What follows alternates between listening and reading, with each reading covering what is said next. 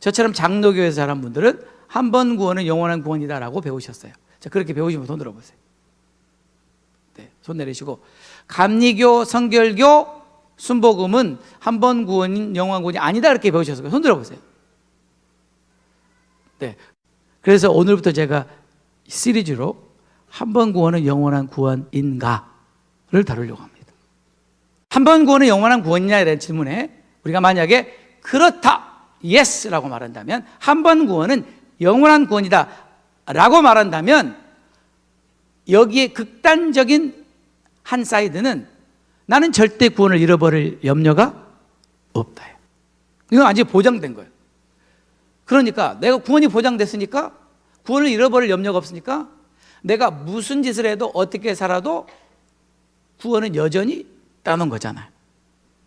그러니까 이 사람이 굉장히 경건하게 말씀대로 순종하며 살겠어요? 아니면 자기가 살고 싶은 대로 살기가 쉽겠어요?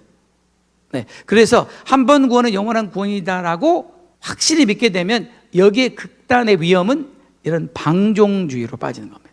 조금 이따 제가 그 유명한 목사님의 설교를 제가 인용하겠지만, 그분 말씀에 하면 우리가 무슨 죄를 지어도 구원을 잊어버리지 않는다 그러더라고요. 자, 그러면 반대로 한 번 구원은 영원한 구원이 아니다, 구원을 잃어버릴 수 있다 라고 믿는다면, 거기에 또 다른 극단은 뭐냐면 구원을 잃어버릴까 매일 불안과 두려움 속에 살아야 돼요. 이것도 잘못된 거죠. 그래서 한 번 구원은 영원한 구원이다의 극단이 있고, 한 번 구원은 영원한 구원이 아니다에도 극단이 있습니다. 둘 다 건강하지 못한 거죠. 그래서 제가 이제 오늘부터 한 번 구원은 영원한 구원인가 아닌가를 여러분들에게 확실히 밝혀드릴게요. 그래서 여러분들이 주님 만나는 날까지 결코 이 문제에 관해서만큼은 확실하게 알고 믿으실 수 있도록 제가 영상을 하나 잠깐 보려고 합니다. 이 영상을 보여드리는 이유는, 이 영상에 등장하는 분은 데이빗 포슨이라는 목사님이세요. 이 데이빗 포슨 목사님 현재 연세는 85 years old. 이분은 영국의 바이블 티처예요. 근데 제가 이분을 좋아하는 이유는, 이분이 성경에 대해서 어떤 주제를 가르칠 때마다 이분이 너무나 균형 잡힌 교사다라는 생각을 항상 했었어요. He's a well-balanced Bible teacher. 너무나 균형이 있어요, 이분이 가르침에. 그래서 이분을 좋아하게 됐는데, 역시 이 주제에 대해서도 정말 탁월한 그런 통찰력을 가지고 가르친 내용이어서, 네, 우리 영상 먼저 보도록 하겠습니다. 제가 구원을 잃어버릴 수 있나요? 라고 많은 사람들이 저에게 물어봅니다. 신약 성경의 모든 저자가 80개의 성경 구절을 통해서 그리스도인들에게 구원을 잃지 말라고 경고하고 있습니다. 80개의 본문이면 충분합니다. 설교자들은 이런 경고의 말씀들을 거의 설교하지 않습니다. 우리는 미래의 확신을 주는 말씀은 좋아합니다. 예수님께서 요한복음 10장 28절에서 아무도 그들을 내 손에서 빼앗을 자가 없느니라고 말씀하셨을 때, 여러분이 그분의 손에서 떠날 수 없다고 말씀하신 것이 아닙니다. 이것이 우리의 문제입니다. 원래 성경에는 장수나 절수가 없었습니다. 성경의 의미를 알려면 우리는 문맥을 알아야만 합니다. 문맥을 읽어야만 합니다. 어떤 교리를 증명하려고 성경 한 구절만 떼어내면 안 됩니다. 반드시 문맥에 맞게 그 구절을 사용해야 합니다. 성경에 하나님이 우리를 지키실 수 있다고 기록된 구절이 있는 곳마다 우리가 자신을 지켜야 한다는 또 다른 구절이 있다는 것을 알게 되었습니다. 참 놀라운 균형이지요. 유다서의 끝부분에 이렇게 쓰여 있습니다. 능히 너희를 보호하사 거침이 없게 하시고 너희로 그 영광 앞에 흠이 없이 기쁨으로 서게 하실 하나님, 하나님께서 우리를 능히 보호하실 수 있으시다. 이 놀라운 약속 바로 새 구절 위에 이런 구절이 있습니다. 하나님의 사랑 안에서 자신을 지키며, 이것이 균형입니다. 여러분이 이 두 구절 중 오직 하나만 인용한다면 균형을 잃게 됩니다. 바울이 쓴 디모데후서 1장을 보십시오. 12절 말씀에 내가 의탁한 것을 그날까지 하나님께서 능히 지키실 줄을 확신함이라. 만일 이 한 구절만 읽고 함께 읽어야 하는 병행 구절을 읽지 않는다면 어떻게 되겠습니까? 그 구절은 거의 같은 페이지에 있습니다. 내가 믿음을 지켰으니. 계속 지켜가는 것은 하나님과 당신이 함께 이루어가는 것입니다. 하나님은 우리를 지키실 수 있지만 우리도 우리 자신을 지켜야 합니다. 이러한 균형은 성경 모든 곳에 나타납니다. 그러나 만일 우리가 이 중 한 구절만 인용한다면 우리는 균형을 잃게 되고 맙니다. 하나님께서 우리를 지키시는 능력에 대해 기록된 곳마다 우리 자신을 지키라는 권고를 발견하게 될 것입니다. 우리가 하나님의 사랑 안에서 우리 자신을 지킬 때 하나님은 우리가 그분께 의탁한 것을 지키십니다. 그것이 균형입니다. 이것이 온전한 진리입니다. 위험한 반쪽 진리가 아닌 것입니다. 그러므로 우리에게는 하나님과 지속적으로 협력해야 할 책임이 있습니다. 지속적으로 하나님을 신뢰해야 하며 지속적으로 그분의 인자심에 반응해야 하며 끝까지 마쳐야 합니다. 끝까지 인내해야 합니다. 끝까지 견디는 자는 구원을 얻으리라고 주님은 말씀하셨습니다. 즉 신앙생활을 시작하는 사람들이 구원을 받는 것이 아니라 믿음으로 신앙생활을 마치는 사람들이 구원을 받는 것입니다. 얼마나 중요한 교훈인지요. 많은 사람들이 시작은 하지만 마치지는 못합니다. 신약 성경은 시작은 했지만 마치지 못한 사람들을 향한 경고들로 가득합니다. 믿음은 지속적인 신뢰와 순종의 관계입니다. 우리가 믿음을 지키는 한 하나님께서 우리를 지키실 것입니다. 무슨 얘기인지 다 이해가 되시죠? 기억을 더듬어 보겠습니다. 우리 다니엘 기도 때 예레미야 생각나세요? 예레미야?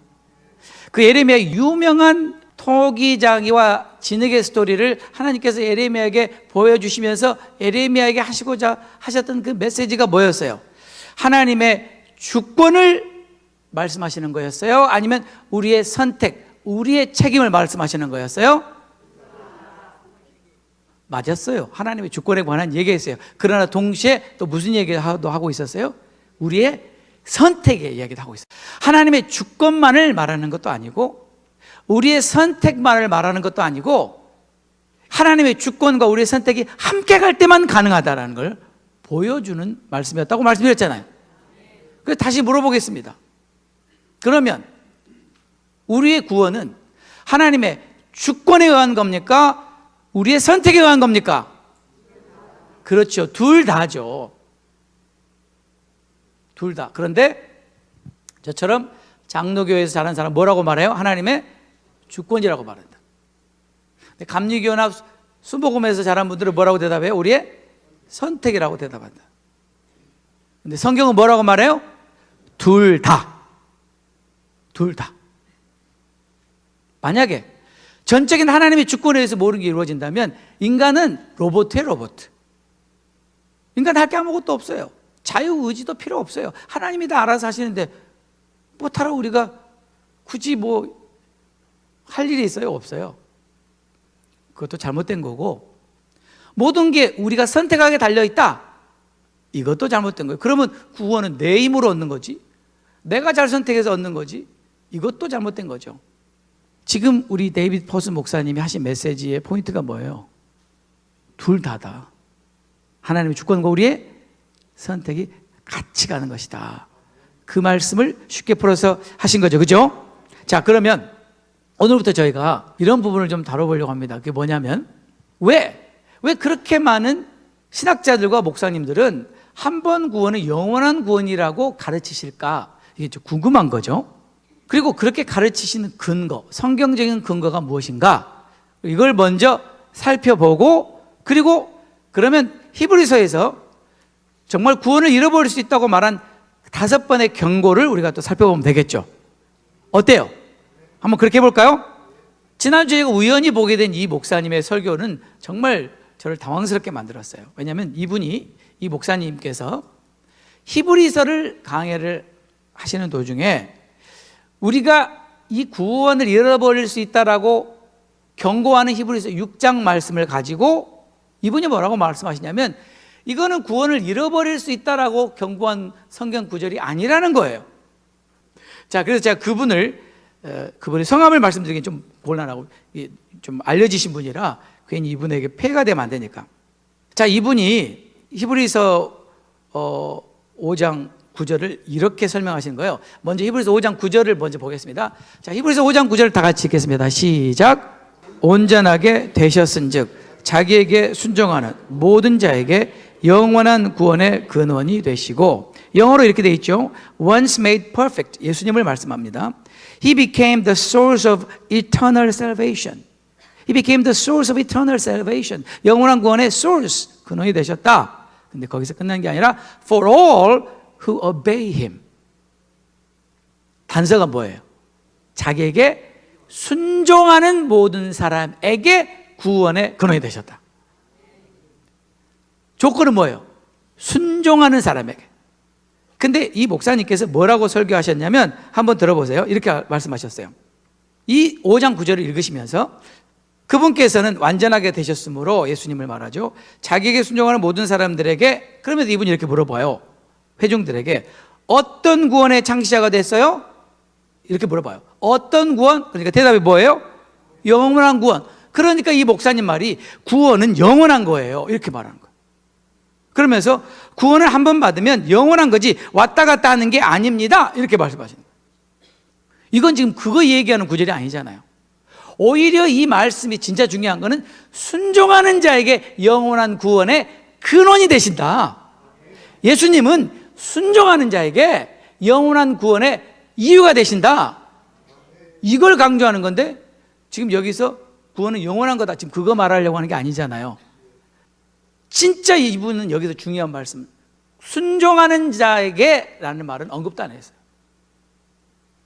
제가 이분을 공격하려고 한 게 아니고요, 이분의 가르침을 너무나 많은 사람들이 듣고 아멘 하고 있기 때문에 제가 안타까워서 말씀드리는 거예요.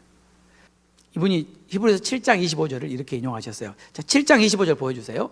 다 같이 읽겠습니다. 시작. 그러므로 자기를 힘입어 하나님께 나아가는 자들을 온전히 구원하실 수 있으니 이는 그가 항상 살아계셔서 그들을 위하여 친히 간구하심이라. 자, 이 말씀의 원래 문맥이 뭐냐면요, 문맥은 이걸 아셔야 돼요. 문맥은 예수님께서 멜기세덱의 반차를 쫓아서 대신 대제사장이다. 지금 히브리서 저자가 뭘 말하냐면 아론의 계열을 따라된 대제사장이 있고 예수님은 멜기세덱의 계열을 따라된 대제사장인데, 이게 왜 중요하냐? 아론의 계열을 따라된 대제사장은 자기도 불완전하고 자기도 죄를 지으니까 자기 자신을 위해서도 속죄제를 드려야 하고, 그 다음에 백성들의 죄를 위해서도 속죄제를 드려야 되는데, 죄를 날마다 지으니까 날마다 드려야 되고, 매년 지으니까 매년 드려야 되는데, 이게 끝도 갓도 없이 드려야 될 뿐만 아니라 나이가 들어서 죽으니까 그러면 또 다른 대제사장을 또 세워야 되고, 이게 끝없이 반복되는 그런 시스템인데, 예수님은 다르다는 거예요. 예수님은 멜기세덱의 계열을 따라 되신 예수님은, 이분은 죄가 없는 분이시다. 흠이 없는 분이다. 이분이 자기의 피를 뿌려서 저와 여러분의 죄를 단번에 영원히 사셨다. 그래서 우리에게 영원한 구원의 권한이 되셨다. 지금 그 이야기 하시는 거거든요. 이해되셨죠? 그러니까 구약의 아론의 순서를 따라 된 대제사장들은 아무리 짐승의 피를 뿌려서 제사를 드려도 그 죄를 완전히 없이 할 수 없었다고 배웠죠. 양심을 깨끗하게 할 수 없다고 배웠죠. 그러니 그게 완전한 구원이 될 수 없단 말이에요. 뭐만 기다려야 돼요? 예수님이 오실 때까지, 그분의 피를 뿌릴 때까지만 기다려야 되는데, 그걸 이야기하면서 지금 히브리서 기자가 뭐라고 말했냐면, 그러므로 예수님을 힘입어 하나님 앞에 나가는 자들은 구약의 이런 아론의 대제사장들과 달라서 우리 예수님은 여러분들을 완전히 구원해 주실 수 있다. Save completely라는 단어를 쓴 거예요. 완전히. 이해되셨죠? 이 원어의 의미는 완전히 또는 부족함이 없이 모든 것을 갖춘 충분한 만료된 온전한 흠없는 그런 의미예요. 근데 이 성경을 이 목사님 어떻게 해석하시냐면요, 자, 그 7장 25절 읽으신 다음에 이렇게 말씀하시더라고요. 그러므로 그분께서 항상 살아계셔서 그들을 위해 중보하심을 보건대 그분은 또한 자기를 통하여 하나님께 나오는 자들을 그다음에 이제 물어보세요. 어떻게 구원하실 수 있어요? 이렇게 물어봐요. 그러니까 그분들은 또 킹제임스 흠정령만 본대요. 또 다른 건 또 틀렸다고.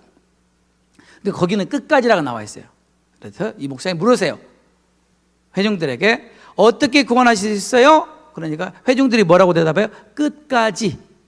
그러니까 이분 말씀이 끝까지 구원한다는 거예요. 끝까지. 근데 그 다음에 이분이 하신 말씀이 정말 저를 괴롭게 만들었어요. 이분이 이렇게 말씀하세요.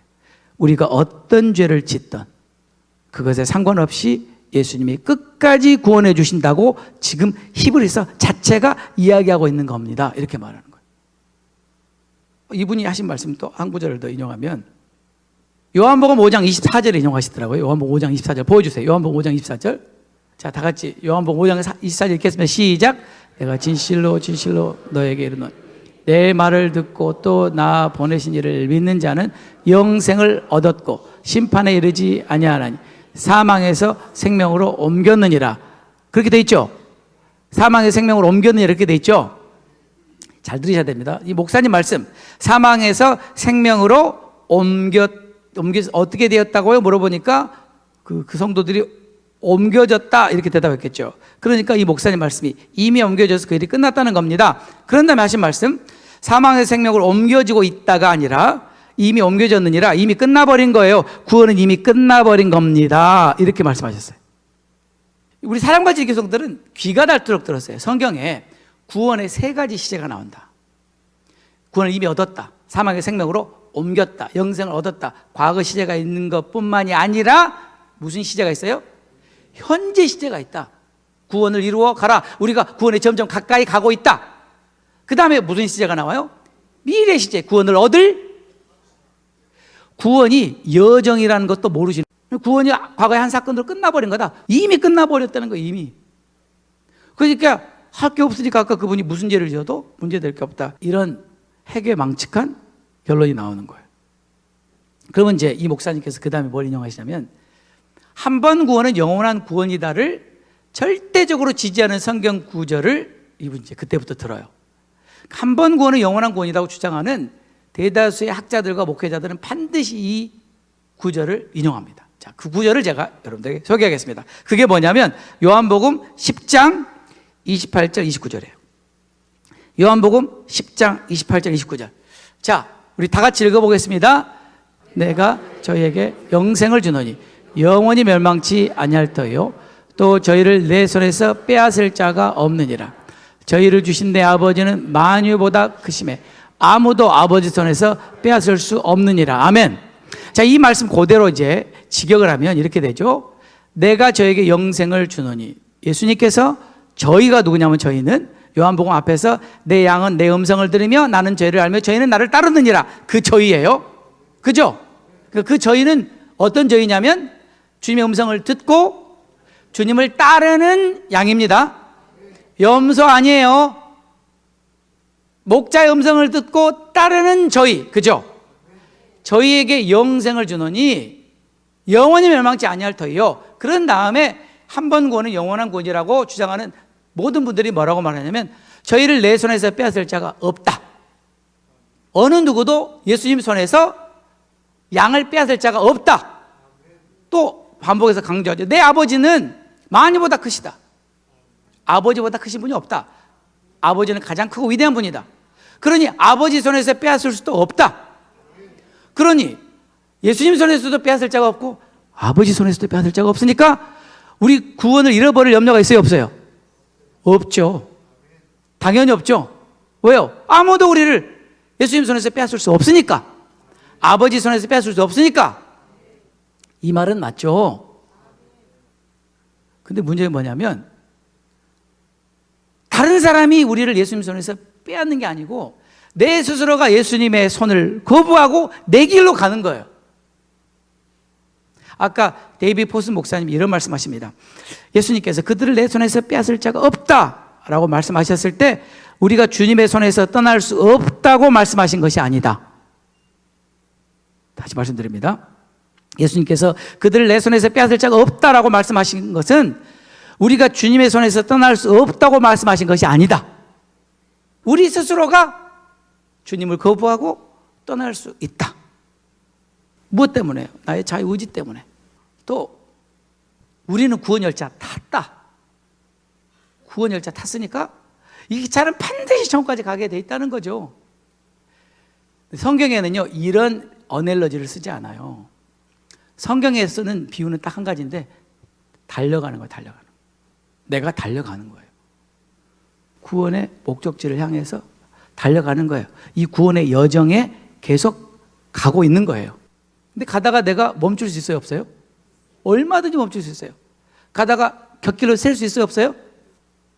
가다가 시험에 들어가지고 안 가. 그리고 다시 돌아간 적 있어요? 없어요? 이게 한 번 구원은 영원한 구원을 전적으로 지지하는 말씀이 맞죠? 어떤 사람에게는, 이 길을 계속 가는 사람에게는.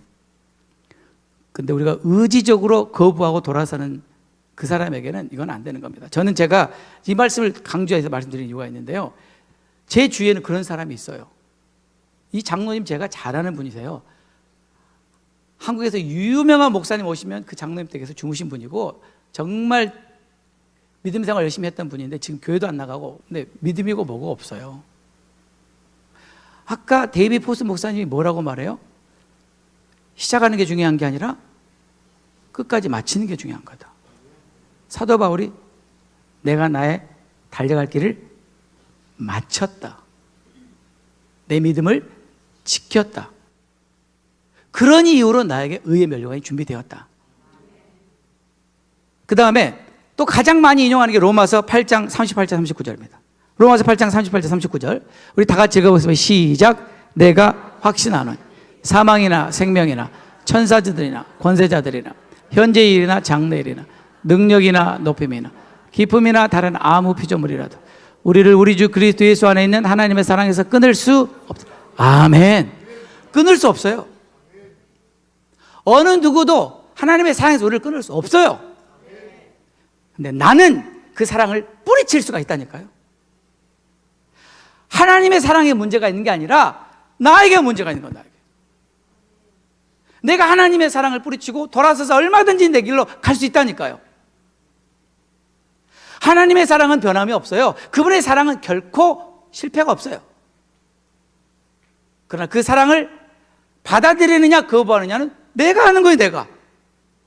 여러분 로마서 8장 38절 39절 말씀을 그분들은 한 번 구원은 영원한 구원이다. 왜냐하면 하나님의 사랑에서 끊을 자가 없기 때문이다 라고 말씀하시지만 사실은 똑같은 그 로마서 8장에 무슨 말씀이 있냐면요 12절 13절에 이런 말씀이 있어요. 그러므로 형제들아 우리가 빚진 자로 돼 육신에 져서 육신대로 살 것이 아니니라 너희가 육신대로 살면 반드시 죽을 것이다. 오히려 그 로마서 8장에서는 육신대로 살면 반드시 죽는다고 말씀하셨어요. 여러분 제가 에레미야 할 때도 말씀드렸어요. 여러분 매일 삶 속에서 내 스스로 내 의지로 이게 하나님의 뜻이고 하나님이 기뻐하신 걸 알면서도 의지적으로 하지 않는 게 있어요? 없어요? 그러니까 이 말씀 가지고 한 번 구원은 영원한 구원이다라고 하는 것을 증명하기에는 너무 역부족이라는 거죠. 그러면 오히려 그 반대를 한번 생각해 봅시다. 반대를. 한 번 구원은 영원한 구원이 아니다. 이 구절은요 너무 많아요 성경에. 근데 그 중에서 가장 결정적으로 제가 여러분에게 소개했던 게 히브리서다. 히브리서에는 우리가 구원을 잃어버릴 수 있다라는 경고를 5번이나 말하고 있다고 말씀드렸죠. 자, 그 5번을 먼저 우리가 한번 보겠습니다. 첫 번째 경고 히브리서 2장 1절 3절. 히브리서 2장 1절 3절을 우리가 다 같이 읽어보겠습니다. 시작. 그러므로 우리는 들은 것에 더욱 유념함으로 우리가 흘러 떠내려가지 않도록 함이 마땅하니라. 천사들을 통하여 하신 말씀이 견고하게 되어 모든 범죄함과 순종하지 아니함이 공정한 보응을 받았거든. 3절 우리가 이같이 큰 구원을 등한히 여기면 어찌 그 보응을 피하리요. 이 구원은 처음에 주로 말씀하신 바요 들은 자들 우리에게 확증한 바니. 아멘. 이게 무슨 말씀이에요? 천사들을 통해서 주신 그 시내산에서 받은 그 계명, 그 율법의 말씀을 어길 때에도 거기에 합당한 벌을 받았거든. 하물며 이같이 큰 구원, 이렇게 큰 구원을 등한히 여긴단 말은 소홀히 여긴단 말이에요. 가볍게 여긴다는 거예요. 그걸 소홀히 여기면 그 벌을 어떻게 피할 수 있겠냐? 피할 수 있다는 말이에요? 없다는 말이에요? 없다는 말이죠. 다시 말하면 이 히브리서 2장 1절 3절 말씀에서 우리에게 경고하는 말씀은 우리가 구원을 소홀히 여겨서는 안 된다는 거예요. 우리가 듣고 배운 것, 즉 구원에 대해서 더욱 유념함으로 우리가 떠내려가지 않도록 해야 한다, 그 말입니다. 이 말이. 두 번째 경고, 히브리서 4장 1절. 4장 1절 다 같이 읽겠습니다. 그러므로 우리는 두려워할지니 그의 안식에 들어갈 약속이 남아있을지라도 너희 중에는 혹 이르지 못할 자가 있을까미라. 우리가 두려워해야 된다. 뭘 두려워해요? 안식에 들어가지 못하는 자가 있을까? 두려워해야 된다. 안식에 들어가지 못하는 자가 누구예요? 구원을 얻지 못하는 자. 무슨 말입니까? 하나님 우리 모두에게 안식에 들어갈 약속을 주셨을지라도 이르지 못하는 자가 있기 때문에 우리는 그 안식에 들어가기를 힘써야 한다, 그 말이에요. 그 말씀하고 있는 거예요, 이 말씀이. 세 번째 경고입니다. 히브리서 6장 4절 6절 다 같이 읽겠습니다. 시작. 한번 빛을 받고 하늘의 은사를 맛보고 성령에 참여한 바 되고 하나님의 선한 말씀과 네 대의 능력을 맛보고도 타락한 자들은 다시 새롭게 하여 회개할 수 없나니 이는 그들이 하나님의 아들을 다시 십자가에 못 박아 드러내놓고 욕되게 함이라. 영어에는 it is impossible, 불가능하다. It is impossible to be brought back to repentance. 회개하게 하는 게 불가능하다. 자, 회개가 불가능하면 뭐가 불가능해요? 구원이 불가능한 거죠. 이 말이 무슨 말입니까? 우리가 예수를 믿으면서 회개하기가 불가능한 단계에 갈 수 있다는 말이에요. 절대로 우리가 회개가 불가능한 단계까지 가서는 안 된다, 그 말이에요. 제가 이 말씀을 여러분에게 예레미야 할 때 말씀드렸어요. 실제 살아계셨다가 소천하신 어떤 목사님이 예를 들어서 말씀드렸잖아요. 그 목사님의 친형님이 기도하는데 가서 네 동생 회개시켜서 천국 보내라. 주님, 제 동생이 목사인데요. 목사도 회개해야 천국 오는 거다. 주님이 그러시는데 너 회개해야 천국 온단다. 그때 그 목사님 하신 말씀, 형님 회개가 안 돼. 제가 말씀드렸잖아요. 박보영 목사님께서 하나님께로 받은 메시지가 후회는 해도 회개 못하는 날이 온다. 회개할 수 없는 단계에 이를 수 있다. 그러니 그런 일이 결코 일어나지 않도록 매일 작은 죄라도 회개하며 사는 게 중요한 거예요. 이 성경은 그걸 경고하고 있는 거예요. 네 번째 경고, 히브리서 10장 26절 29절 다 같이 읽겠습니다. 시작. 우리가 진리를 아는 지식을 받은 후 짐짓죄를 범한 즉 다시 속지 않은 제사가 없고 27절 오직 무서운 마음으로 심판을 기다리는 것과 대적하는 자를 태울 맹렬한 불만 있으리라. 28절 모세의 법을 폐한 자도 두세 증인으로 말미암아 불쌍히 여김을 받지 못하고 죽었거든. 29절 하물며 하나님의 아들을 짓밟고 자기를 거룩하게 한 언약의 피를 부정한 것으로 여기고 은혜의 성령을 욕되게 하는 자가 당연히 받을 양벌은 얼마나 더 무겁겠느냐 너희는 생각해라. 이런 일이 있을 수 있다는 거예요. 하나님의 아들을 짓밟고 자기를 거룩하게 했던 그 언약의 피를 부정한 것으로 여기고 은혜의 성령을 욕되게 하는 자가 있을 수 있다. 어떤 자인데요? 26절에 진리를 아는 지식을 받은 이후에 짐짓죄를 범하면 이 사람은 다시는 속지 않는 제사가 없다.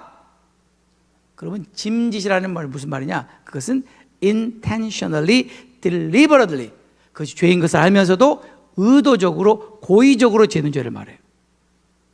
이걸 오해하시면 안 돼요. 우리가 예수님 믿은 다음에 죄 지어요, 안 지어요?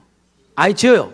그런데 우리가 죄를 의도적으로 고의적으로 지은 게 아니라 죄를 짓지 않으려고 싸우다가 아유 죄를 지어버렸잖아요. 그렇게 그러고 나서 어땠어요? 아유 죄 짓고 나니까 속이 다 시원하네. 그랬어요? 가슴을 치면서 주님 내가 또 죄를 지었어요. 그리고 주님 앞에 나와서 울면서 회개하고 그러잖아요.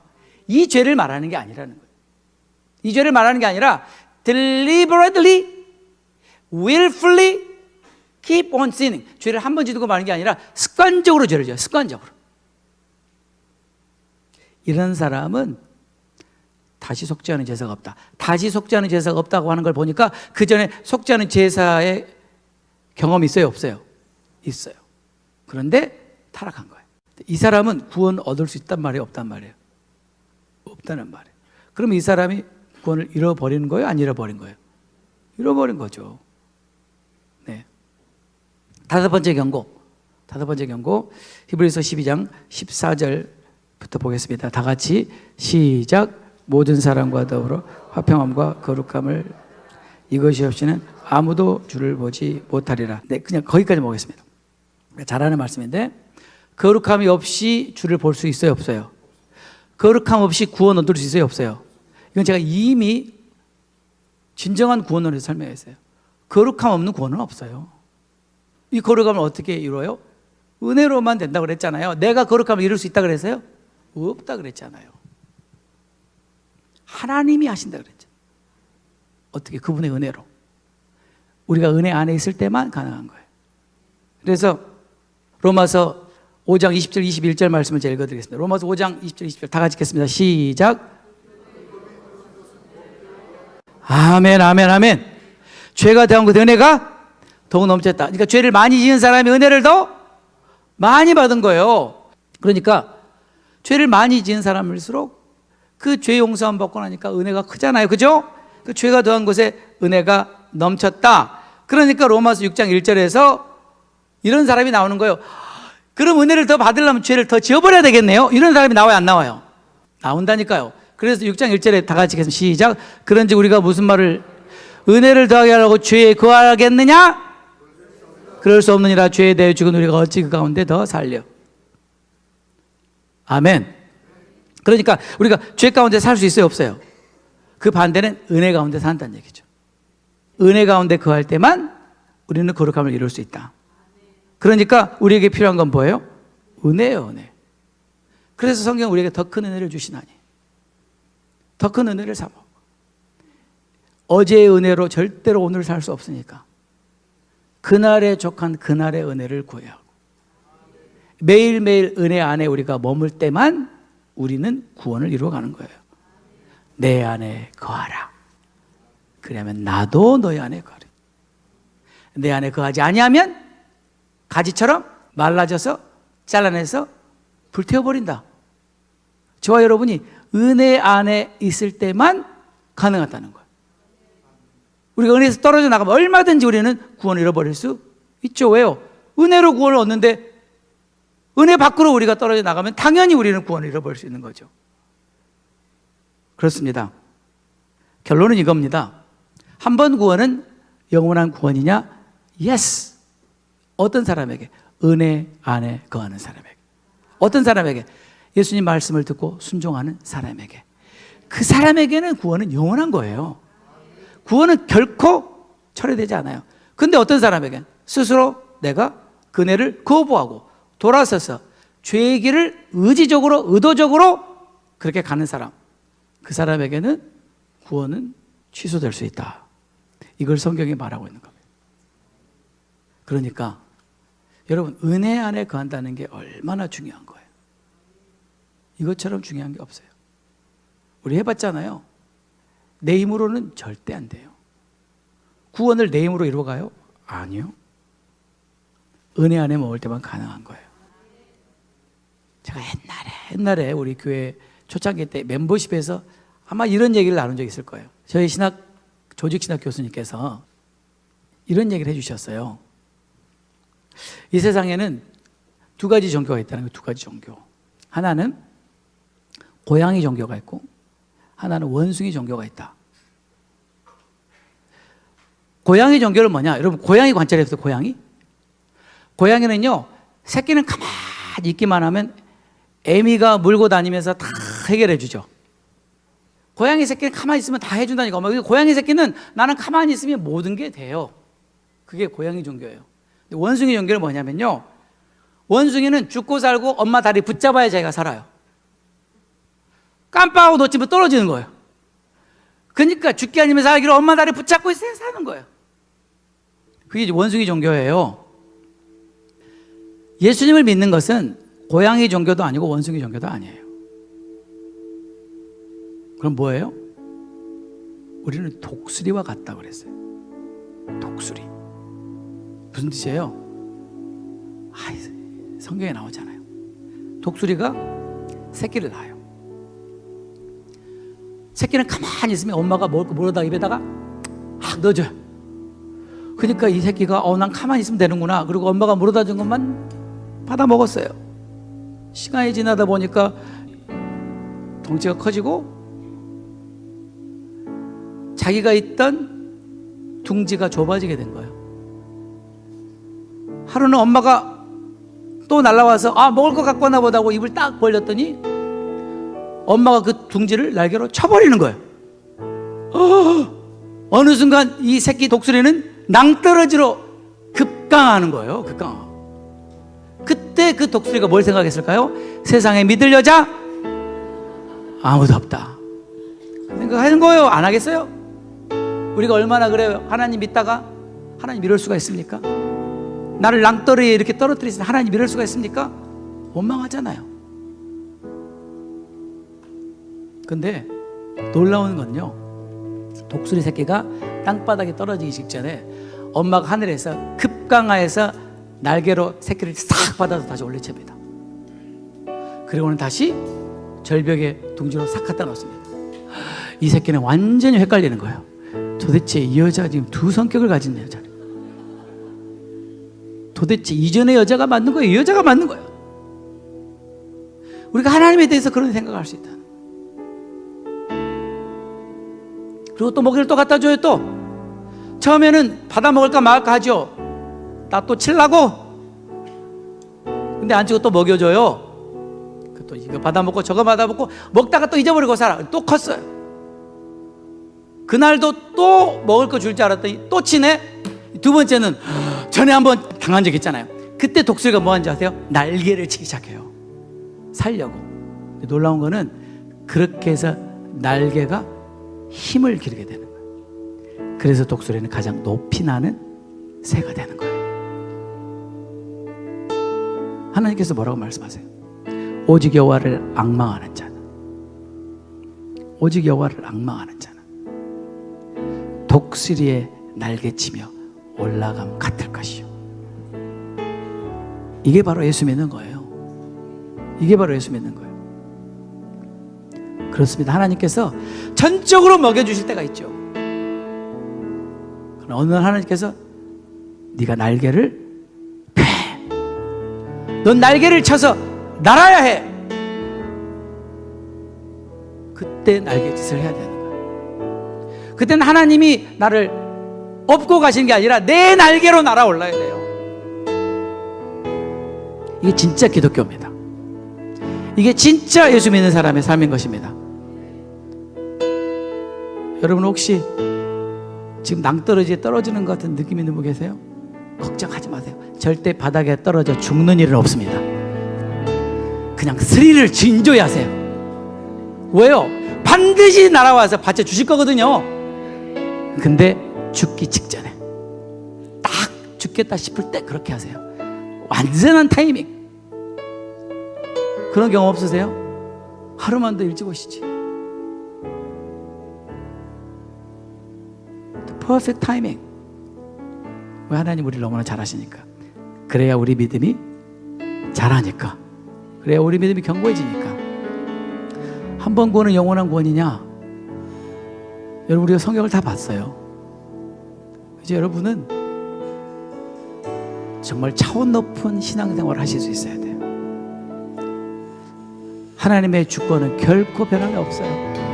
그러나 저와 여러분의 매일 그분의 말씀에 순종하며 그분에게 반응하는 삶을 통해서 하나님의 완전한 계획은 이루어지는 거예요. 저와 여러분은 독수리처럼 날도록 짐을 받은 자들. 고양이처럼 살지 마시고 원숭이처럼 살지 말고 독수리처럼 날아오르십시다. 거센 바람이 불 때 모든 새들은 다 들어가고 다 도망가지만 독수리는 그 거센 바람을 이용해서 더 높이 날지 않습니까? 저와 여러분은 그런 사람을 하나님이 지으셨다는 거예요. 사랑하는 성도 여러분, 가장 어려운 폭풍의 바람이 불어올 때가 가장 높이 날 때다. 근데 대부분은 그때 실망하고 좌절하고 낙심하고 하나님을 원망한다는 거죠. 그때 날개를 펴야 되는데 우리 한번 날개를 멋있게 펴보십시다. 한번 날아 보셔야만이 이게 바로 바람을 이용해서 나는 것이 이런 거구나. 위기가 올 때, 어려움이 닥칠 때 우리의 믿음을 사용한다는 것이 이런 거구나. 할렐루야, 할렐루야, 아멘. 네, 저희가 이제 한 번 구원은 영원한 구원인가 라는 제목으로 계속해서 말씀을 나누고 있습니다. 너무나 많은 그리스도인들이 죄 가운데 살고 죄를 버젓이 짓고 그러면서도 본인은 절대로 구원을 잃어버리지 않는다고 확신하고 살고 있는 모습을 볼 때 이거는 아니다. 이건 절대로 아니다. 그래서 제가 이제 지난주에 그 한 목사님께서 한 번 구원은 영원한 구원이다를 설교하신 내용을 바탕으로 해서 어떤 성경적인 근거로 그 목사님은 그렇게 주장하시고 가르치시는가를 여러분에게 소개하면서 한 번 구원은 영원한 구원이다를 그들이 지지하기 위해서 가장 많이 인용하는 유명한 성경 구절 두 구절을 안내해 드렸었어요. 첫 번째가 요한복음 10장이죠. 요한복음 10장 28절 29절 우리 한번 다 같이 읽어보겠습니다. 시작. 내가 그들에게 영생을 주노니 영원히 멸망하지 아니할 것이요 또 그들을 내 손에서 빼앗을 자가 없느니라. 그들을 주신 내 아버지는 만물보다 크심에 아무도 아버지의 손에서 빼앗을 수 없느니라. 이 말씀만 보면 정말 구원은 확실히 보장된 것 같습니다. 잃어버릴 염려가 없는 것 같습니다. 왜요? 누가 예수님 손에서 우리를 빼앗을 수 있겠어요? 누가 하나님의 손에서 저와 여러분을 빼앗을 수 있겠어요? 없습니다. 불가능합니다. 그렇다고 해서 이 말씀이 한 번 구원은 영원한 구원임을 증명하는 말씀이냐? 그거는 별개의 문제라는 거죠. 하나님은 절대 우리를 빼앗기지 않으세요. 하나님의 손에서 우리를 빼앗을 자는 없어요. 그러니까 구원은 보장된 거냐? 정말 이 말씀이 그 말씀이냐를 지난번에 말씀드린 거예요. 제가 영국의 그 유명한 데이빗 포슨 목사님의 예를 인용했죠. 그 데이빗 포슨 목사님이 이렇게 말씀하셨습니다. 예수님께서 그들을 내 손에서 빼앗을 자가 없느니라고 말씀하셨을 때 우리가 주님의 손에서 떠날 수 없다고 말씀한 것이 아니다. 하나님의 손에서 우리를 빼앗을 자는 없지만 우리는 그 손을 뿌리칠 수 있어요. 왜요? 하나님 우리에게 자유의지를 주셨기 때문에. 근데 요한복음 10장 28절 29절 말씀을 가지고 한 번 구원은 영원한 구원이라고 주장하시는 그분들에게 우리가 질문하고 싶은 것은 그러면 똑같은 요한복음 15장에 있는 말씀은 어떻게 해석할 거냐? 요한복음 15장 4절 6절에는 이렇게 써 있죠. 내 안에 거하라. 그리하면 나도 너희 안에 거하리라. 계속해서 말합니다.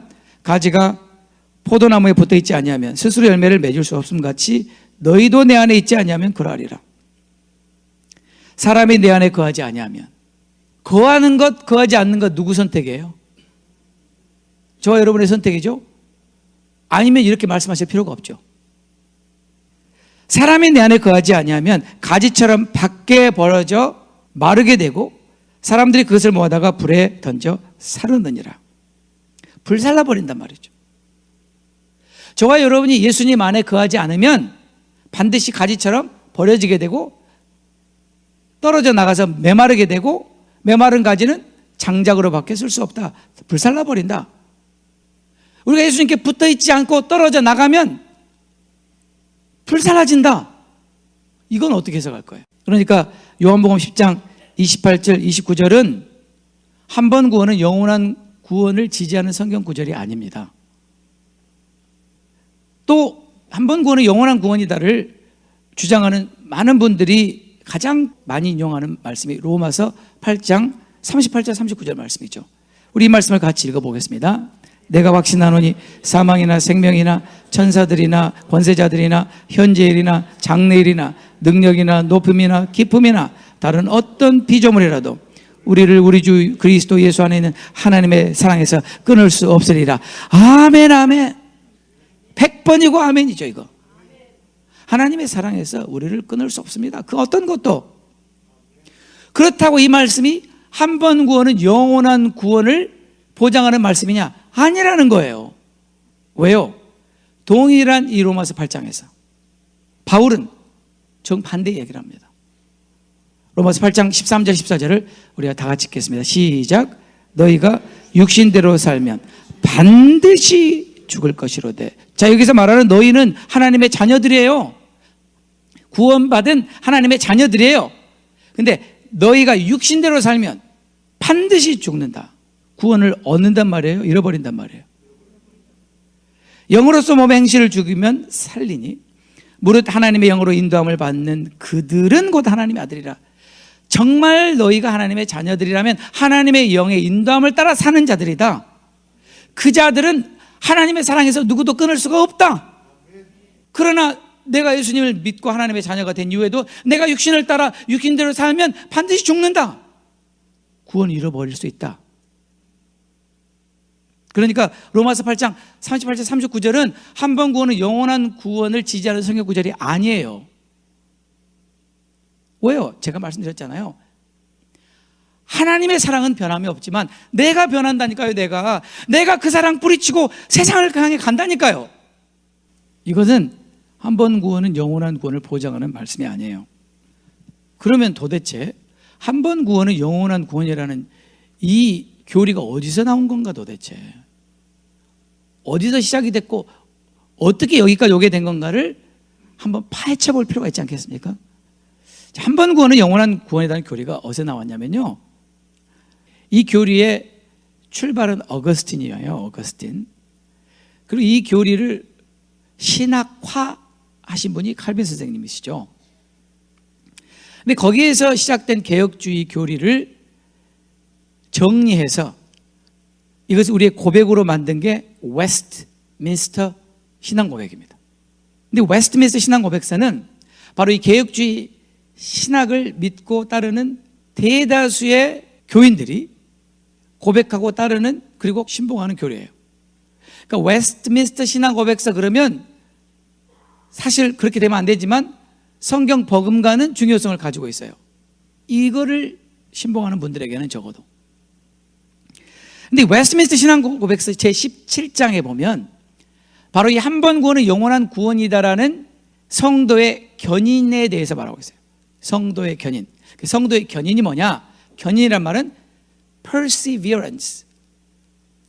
성도들은 끝까지 하나님께서 그 구원을 보장하신다라는 의미예요. The Westminster Confession of Faith 17장에 of the perseverance of the saints, 성도의 견인 1항에 이렇게 써 있습니다. 1항을 잘 들어보세요. 제가 읽을게요. 하나님께서 자기의 사랑하시는 자, 곧 예수님을 말합니다.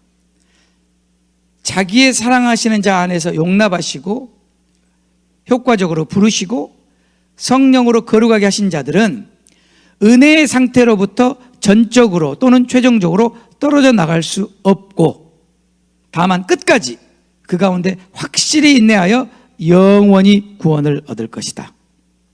중요한 것은 절대로 은혜에서 떨어져 나갈 수 없다. 두 번째, 끝까지 믿음을 지켜서 영원히 구원을 얻게 될 수밖에 없다. 어떤 사람들은요, 하나님께서 부르시고 택하시고 거룩하게 하신 자들은, 이게 성도의 견인이에요. 자, 그러면 적어도 이런 어마어마한 고백을 교리화하고 수억의 그리스도인들이 이 고백을 믿고 따르게 하려면 근거가 확실해야 되잖아요. 근거. 진짜 이것이 그러한가? 무엇으로 증명해야 돼요? 성경으로 증명해야 되죠. 성경으로. 아, 이거는 종교개혁자들이 만든 거니까 이거는 당연히 성경에 있는 것이고 당연히 믿어야 되겠지라고 생각하시면 큰 오해예요. 바울 같은 성경의 대가가 성경을 가르쳤는데 사람들이 바울의 가르침을 듣고 위대한 바울 사도께서 가르치셨어. 이건 성경을 볼 필요도 없어. 그렇지 않았어요. 아니, 바울 아니라 바울의 스승이 가르쳤어도 성경이 진짜 그런가를 살펴보셔야 봐야 한다 그랬죠. 그러면 바울보다 못한 종교개혁자들과 그리고 신학자들이 이런 교리를 만들었어요. 그러면 진짜 성경이 그러한가 봐야 될 거 아니냐고요. 그럼 이 웨스트민스터 신앙고백서의 성도의 견인에 대한 이 교리가 성경이 지지하고 있다라고 성경 구절을 거기다 적어놨어요. 이 구절을 봐라. 이건 틀림없이 성경이다. 그래서 그 구절을 제가 찾아봤죠. 빌립보서 1장 6절, 베드로후서 1장 10절, 요한복음 10장 28절 29절, 요한일서 3장 9절, 베드로전서 1장 5절 9절 이렇게 돼 있죠. 그래서 제가 진짜 이 말씀이 그 말씀인가를 찾아봤죠. 자, 빌립보서 1장 6절 보겠습니다.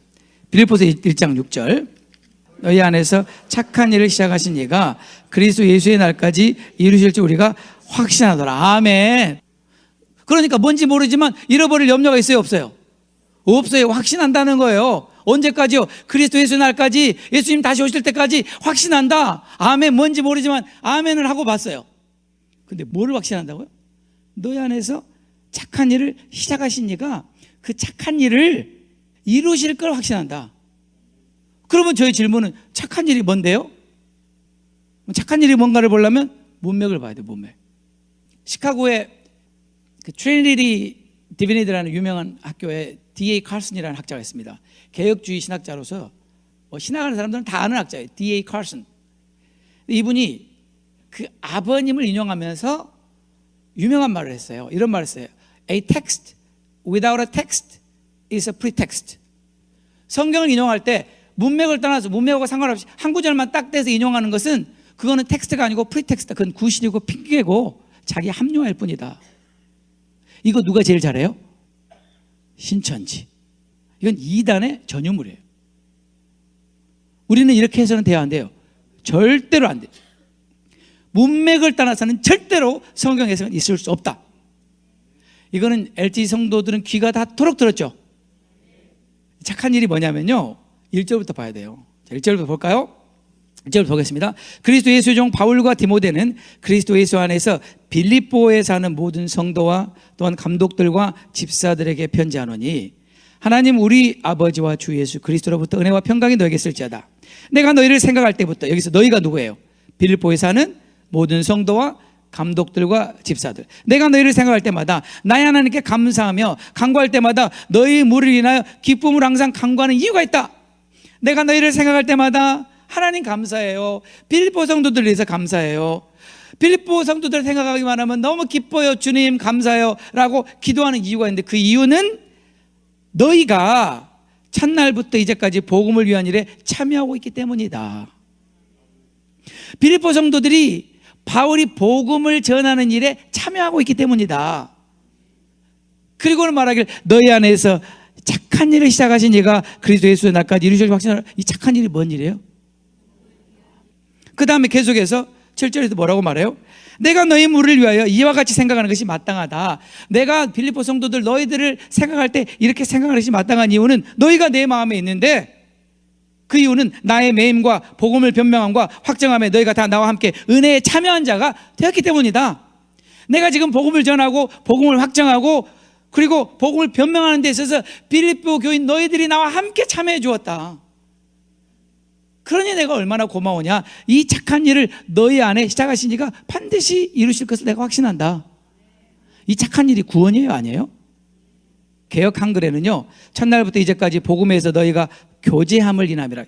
복음 안에서 너희가 교제함, 이런 표현을 썼어요. 새 번역은 여러분이 첫날부터 지금까지 복음을 전하는 일에 동참하고 있기 때문입니다. 현대인의 성경은 그것은 여러분이 처음 그리스도를 믿을 때부터 지금까지 기쁜 소식을 전하는데 협력이 왔기 때문입니다. 그게 착한 일이라는 거죠. NASB는 헬라어 원문을 word for word로 그냥 직역한 거예요. 뭐라고 나왔냐면 in view of your participation in the gospel. 이 복음에 너희가 참여한 것. New Living Translation은 in spreading the good news. 그 뉴스를 전파하는 일. YLT는 your contribution to the good news. 복음에 너희들이 공헌한 일. HNB는 your fellowship in furtherance of the good news. 복음을 전파하는 일에 너희들이 함께 한 일. 이것이 착한 일이에요. 그러므로 빌립보서 1장 6절은 성도의 견인을 말하는 구절이다 아니다? 아니다. 두 번째 구절은 베드로후서 1장 10절 말씀. 다 같이 읽겠습니다. 시작. 그러므로 형제들아 더욱 힘써 너희 부르심과 택하심을 굳게 하라. 너희가 이것을 행한즉 언제든지 실족하지 아니하리라. 언제든지 실족하지 아니하리라. 뭔지 모르지만 안 잃어버릴 것 같잖아요. 실족하지 않는다니까. 영어에는 더 명확하게 You will never fall. 절대로 타락 안 할 것이다. 절대로 실족하지 않을 것이다. 이런 말 들으면 기분 좋아요, 안 좋아요? 저도 좋아요. 아멘 할렐루야. 이 말씀만 가지고 한 번 구원은 영원한 구원이다. 그걸 지금 증명하는 건지 아닌지 확인을 해봐야 돼요. 그래서 문맥을 보자고요. 우리가 다시 5절부터 보겠습니다. 그러므로 너희가 더욱 힘써. 힘쓰래요. 따라서 힘써. 아니 구원이 이미 보장됐는데 왜 힘을 써요? 지난주에 그 유병아 목사님 뭐라고 그러셨어요? 구원은 보장돼서 이럴 염려가 없었으니까 우리가 무슨 짓을 해도 구원을 잃어버릴 염려가 없는데 뭐하러 힘써요?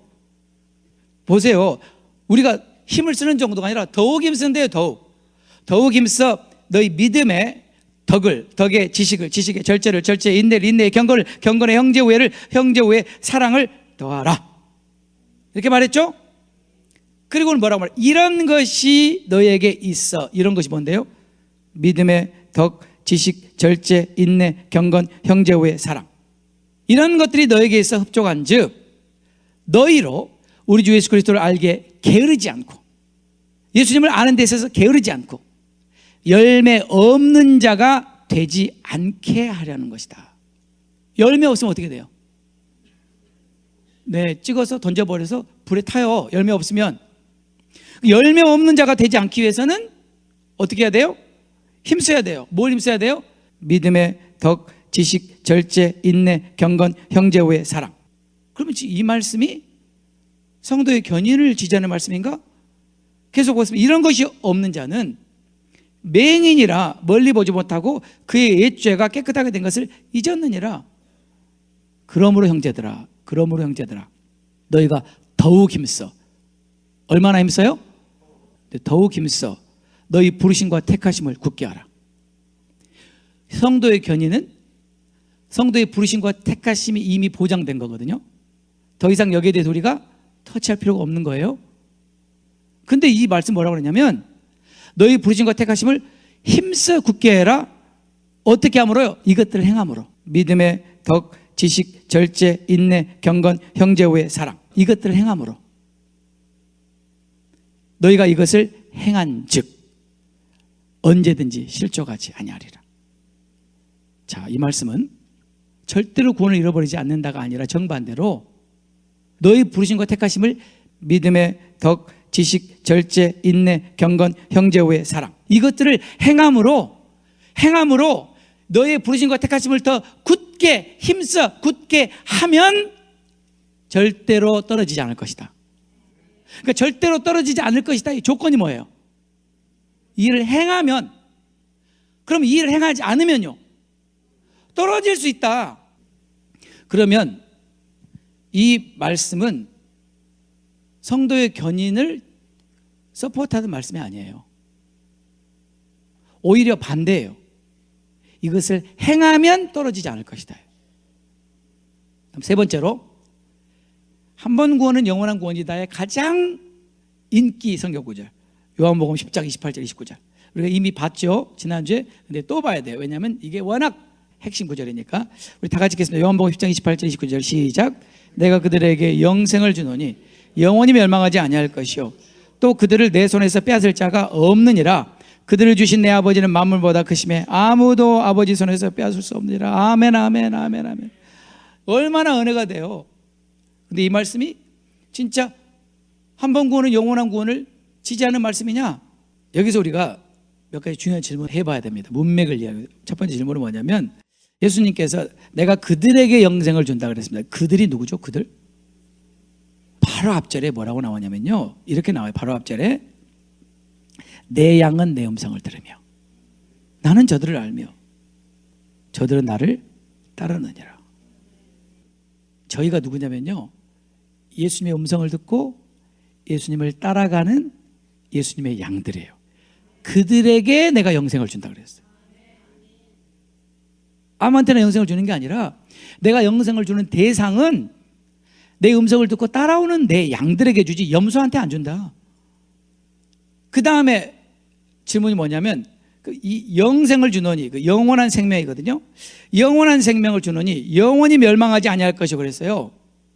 영원한 생명을 주노니 영원히 멸망하지 않을 것이요. 그래가지고 이 말씀을 가지고 미국의 몇몇 제가 신학자들의 티칭을 좀 들었는데 이렇게 말씀하시더라고요. You see, it's eternal life.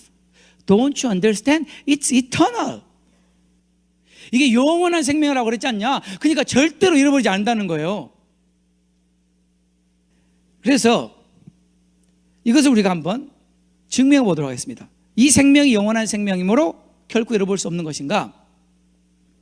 하나님의 생명은 원래 영원해요. 애시당초 영원한 생명이에요. 저와 여러분도 원래는 영원한 생명을 누리도록 지음 받았어요. 죄의 결과로 생명에서 끊어진 거지. 원래 하나님의 생명은 영원하다고요. 영원한 생명 맞아요. 근데 영원한 생명을 받았다고 내가 구원을 잃어버리지 않느냐? 이건 별개의 문제라는 거예요. 자, 이게 무슨 뜻인지 설명해 볼게요. 요한일서 5장 11절. 자, 다 같이 읽겠습니다. 또 증거는 이것이니 하나님 우리에게 영생을 주신 것과 이 생명은 그의 아들 안에 있는 그것이니라. 아들이 있는 자에게는 생명이 있고 하나님의 아들이 없는 자에게는 생명이 없느니라. 아멘. 하나님 우리에게 영원한 생명을 주셨습니다. 아멘. 근데 이 생명이 어디 있다고요? 아들 안에 있다고요. 이 영원한 생명이 누구 안에 있다고요? 예수님 안에 있다고요. 그러니까 예수님이 있는 사람은 영원한 생명이 있고 예수님이 없는 사람은 영원한 생명이 없어요. 이 영원한 생명은 예수님이에요. 예수님이 내 안에 거하시면 내가 영원한 생명이 있는 거예요. 예수님이 내 안에 안 계시면 나는 영원한 생명이 없는 거예요. 그러니까 영원한 생명이 있냐 없냐의 기준은 예수님이지 예수님과 별개로 영원한 생명은 있을 수 없어요. 자, 다 동의되셨죠? 아들이 있는 자에게 하나님의 아들 예수님이 내 안에 계시면 난 영원한 생명이 있는 거예요. 그런데 내 안에 예수님이 계시지 않는데 어떻게 영원한 생명이 있냐고요. 우리가 예수님을 영접해서 예수님 내 안에 계세요. 그러면 나는 영원한 생명이 있어요. 그런데 예수님이 내 안에 들어오신 이후에 예수님이 나를 떠나실 수 있나요 없나요? 예수님은 우리를 떠나지 않으신다고 약속했잖아요. 예수님은 절대 우리를 안 떠나신다니까요. 근데 누가 떠나요? 내가 떠난다 그랬지 언제 예수님 떠난다 그랬어요. 다시 말하면 내가 예수님을 믿은 이후에 예수님을 떠날 수 있냐는 거예요. 내가 예수님을 믿고 난 다음에 내가 예수님을 떠날 수 있냐, 즉 믿음을 저버릴 수 있냐, 예수님을 배신할 수 있냐 그 말이에요. 이거를 배도라고 해요. 물어볼게요. 배도가 일어날 수 있어요 없어요? 우리가 예수님을 배신하고 믿음을 저버리는 일이 있을 수 있어요 없어요? 어떻게 알아요? 성경에 있어요. 성경에. 만약에 우리가 배도할 수 있다고 성경에 말한다면 한 번 구원은 영원한 구원이 될 수 있어요 없어요? 없어요. 자, 그러면 성경을 보겠습니다. 성경 데살로니가 후서 2장 3절 다 같이 큰 소리 읽겠습니다. 시작. 먼저 배도하는 일이 있고 저 불법의 사람 곧 멸망의 아들이 나타나기 전에는 그날이 이르지 아니할. 그날은 우리 주님 강림하시는 날이에요. 우리 주님이 강림하시기 전에 이 두 가지가 반드시 먼저 일어나야 한다.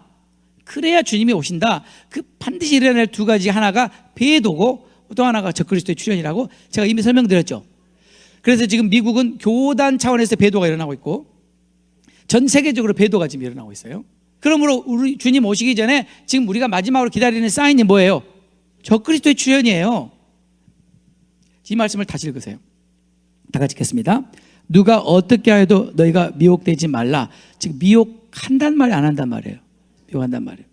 계속 읽겠습니다.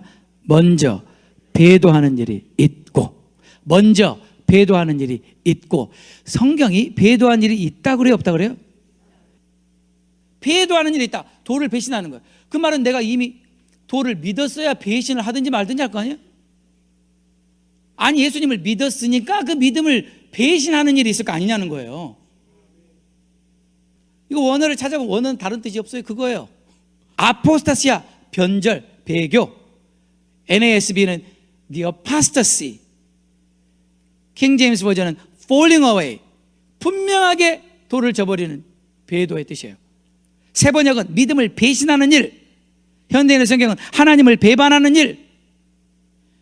이거는 그 어떤 다른 뜻이 없어요. 그냥 예수님을 저버리고 세상으로 가는 거예요. 그러면 우리의 질문, 그럼 우리가 진짜 예수님을 믿은 이후에 믿음을 떠날 수 있는가? 성경에 그 예가 있어요. 성경에 믿음을 떠난 사람들의 예와 이름까지 나와 있어요. 만약 이게 사실이라면 한 번 구원의 영원한 구원이 될 수가 없어요. 디모데후서 4장 10절 보겠습니다. 다 같이 읽겠습니다. 시작. 데마는 이 세상을 사랑하여 나를 버리고 데살로니가로 갔고. 이 데마가 어떤 사람이냐면요, 빌레몬서 1장 24절에 바울이 이렇게 말해요. 데마는 나의 동역자라 그래요. 동역자. 바울과 함께 동역하던 사람이에요. 데마는 예수님 믿었던 사람이고 바울과 함께 동역했던 사람입니다. 근데 데마가 마음이 변한 거예요. 세상이 너무 좋아서 다시 세상을 사랑해서 세상으로 갔다예요. 그 말은 예수님을 저버린 거죠. 믿음을 버리고 떠난 거죠. 그것도 확신이 안 가시면 그 다음 말씀, 디모데전서 1장 19절 20절 다 같이 읽겠습니다. 시작. 믿음과 착한 양심을 가지라. 뭘 가지라고요? 믿음과 착한 양심을 가지라. 어떤 이들이 이 양심을 버렸고 그 믿음에 관하여는 파선하였다. 믿음과 착한 양심을 가져라. 근데 어떤 사람들은 착한 양심을 버렸고 어떤 사람들은 믿음을 버렸다.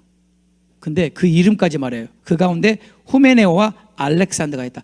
그래서 뭐라고 말합니까 바울이? 그 가운데 후메네오와 알렉산더가 있으니 내가 사단에게 내어준 것은 저희로 징계를 받아 회방하지 말게 하라. 이 사람들 믿음과 착한 양심이 있었는데 믿음과 착한 양심을 버리고 사단에게 갔다. 사단의 종이 됐다. 갈라디아서 1장 6절 보겠습니다. 갈라디아서 1장 6절 다 같이 한 목소리 읽겠습니다. 시작. 그리스도의 은혜로 너희를 부르신 이를 이같이 속히 떠나 다른 복음 쫓는 것을 내가 이상히 여기노라. 자, 이 말씀은요, 이미 예수님을 믿었던 사람들입니다. 갈라디아서 잘 알죠? 예수님 믿었던 유대인들이죠. 근데 바울이 뭐라고 하냐면 너 예수님을 믿었다가 속히 떠나 다른 복음을 쫓아가는 것이 너무 이상하다. 지금 갈라디아 교회에 예수님 믿는 유대인들 중에 예수님을 떠나서 다른 복음을 쫓아간 사람이 있다 없다? 그럼 이 사람들이 믿었다가 떠난 거예요? 애당초 안 믿은 거예요? 믿었다 떠난 거죠. 그러니까 떠나죠. 떠나. 계속해서 뭐라고 말합니까? 갈라디아서 5장 4절 7절에 율법 안에서 의롭다함을 얻으려 하는 너희는 그리스도에게서 끊어지고 은혜에서 떨어진 자다. 예수님을 믿음으로 구원을 얻는 거지 어떻게 다시 너희들은 율법으로 돌아가려고 하냐? 그것은 너희들이 그리스도에게서 끊어지는 것이다. 은혜에서 떨어져 나간 자다. 이렇게 말했죠. 그러면 이 성경 말씀에 가면 그리스도에게서 끊어지는 일이 있어요 없어요? 은혜에서 떨어져 나가는 일이 있어요 없어요? 네, 디모데전서 4장 1절 디모데전서 4장 1절을 우리가 큰 소리 읽겠습니다. 시작. 그러나 성령이 밝히 말씀하시기를. 누가 지금 말하는 거예요? 성령이 밝히 말씀하시기를 뭐라고요? 후일에 마지막 때 믿음에서 떠날 사람이 있다 없다? 있다. 믿음에서 떠날 것이다. 그래서 믿음에서 떠나서 어떻게 한다고요? 미혹하는 영과 귀신의 가르침을 따르리라. 이거 성령이 하신 말씀이에요. 믿음에서 떠날 수 있어요 없어요? 있다고 그러잖아요. 성령님께서. 디모데전서 6장 10절 다 같이 큰 소리 읽겠습니다. 시작. 돈을 사랑함이 일만하게 뿌리가 되나니. 이게 굉장히 중요한 근거가 돼요. 왜 사람들이 믿음에서 떠날까? 잘 생각하세요. 돈을 사랑함이 일만하게 뿌리가 되나니. 그 다음에 읽겠습니다. 이것을 탐내는 자들은 미혹을 받아 믿음에서 떠나. 믿음에서 떠나. 이 사람들이 믿음에 떠난 이유가 뭐예요? 돈을 사랑해서. 전 이거 봤어요. 우리 교회에 있었어요. 초창기에 돈을 사랑해서 떠났어요. 그 사람 정말 예수님 믿었어요. 은혜 받았었어요. 근데 돈을 사랑해서 갔어요. 아내도 버렸어요. 믿음에서 떠날 수 있어요 없어요? 뭐 때문에요? 돈 때문에. 돈 때문에 믿음에서 떠나요. 성경은 이런 일이 있다라고 말하는 거예요. 자, 여기까지 여러분 지금까지 보니까 우리가 예수님 믿은 이후에 믿음에서 떠날 수 있어요 없어요? 은혜에서 떨어져 나갈 수 있어요 없어요? 배교할 수 있어요, 없어요? 그럼 한 번 구원은 영원한 구원이 될 수 있어요, 없어요? 이거 성경이에요, 성경. 그러면 이해할 수 없는 게 뭐 어떻게 그러면 이런 고백서가 만들어져 가지고 이렇게 수많은 하나님의 백성들을 그러면 미혹하는 것인가? 지금도 셀 수 없이 많은 교인들이 버젓이 죄 짓고 버젓이 세상을 사랑하고 버젓이 세상 사람 살면서 자기 구원 받았다는 거예요. 어떻게 하냐 그랬더니 한 번 구원 받은 건 영원하다는 거지. 구원 안 잊어버린다는 거예요. 절대로 안 잊어버린다는 거예요. 여러분들에게 부탁드리고 싶은 거 있어요. 칼빈이 말하든 바울이 말하든 무슨 유명한 신학자가 말하든 벤자민 말하든 이거 중요한 게 아니고 성경이 뭐라고 말하는가 중요해요. 이 말씀 보고 우리 마치도록 합시다. 골로새서 1장 21절 23절 우리 한 목소리로 크게 읽겠습니다. 시작. 전에 악한 행실로 멀리 떠나 마음으로 원수가 되었던 너희를 이제는 그의 육체의 죽음으로 말미암아 화목하게 하사 너희를 거룩하고 흠없고 책망할 것이 없는 자로 그 앞에 세우고자 하셨으니 아멘. 그렇습니다. 하나님이 우리를 화목하게 해주셨습니다. 우리를 거룩하게 하시고 흠없고 책망할 것이 없는 자로 그분 앞에 세우실 것입니다. 조건이 한 가지 있어요. 만일이에요. 만일. 다 같이 했습니다. 만일 너희가 믿음에 거하고, 만일 너희가 어디에 거하고요? 믿음에 거하고 터 위에 굳게 서서 너희 들은 바 복음의 소망에서 흔들리지 아니하면 그리하리라. 우리가 믿음 안에 거해야 돼요. 우리가 굳세게 믿음을 붙들어야 해요. 흔들리지 않아야 돼요. 끝까지 이 믿음 붙들어야 해요. 그래야 주님 앞에 흠도 점도 없는 자로 서게 될 것이다. 이건 우리가 해야 될 일이에요? 하나님께서 해주시는 거예요? 우리가 해야 될 일이래요. 우리가. 그런데 우리가 할 일이 아무것도 없대요. 한 번 구원은 영원한 구원이니까. 우리는 믿음을 지켜야 합니다. 믿음의 굳세게 서야 합니다. 이 믿음을 빼앗기지 않도록 싸워야 합니다. 이것이 얼마나 중요한지 몰라요. 내 믿음 내가 지켜야 돼요. 어떻게 지킬 거예요? 어떻게? 은혜 안에 거해야죠. 은혜에서 떨어져 나가면 안 되죠. 은혜 안에 있을 때만 믿음을 지킬 수 있어요. 너희가 그 은혜를 인하여 믿음으로 말미암아 구원을 얻었지 않냐? 근데 우리가 믿음에서 떨어져 나갈 수 있을 뿐만 아니라 은혜도 우리가 거부할 수 있어요, 없어요? 우리 칼빈 선생님께서 한 번 구원은 영원한 구원이다라는 이 성도의 견인에 이르기까지 그분이 따라올 수밖에 없었던 논리가 있으세요. 근데 거기서 뭐라고 말씀하시냐면 불강력적인 은혜를 말하세요. Irresistible grace. 불강력적인 은혜라는 것은 하나님의 은혜를 우리가 거부할 수 없다. 물론 개인에 따라 거부할 수 없는 하나님의 은혜를 경험할 수가 있습니다. 그러나 모든 은혜가 거부할 수 없는 은혜가 아니고 거부할 수 있는 은혜죠. 잔잔한 은혜는 쉽게 거부하잖아요. 이것을 경고하는 거예요, 성경은. 그 은혜를 헛되게 받지 말아라. 그 은혜가 어떤 은혜냐 도대체.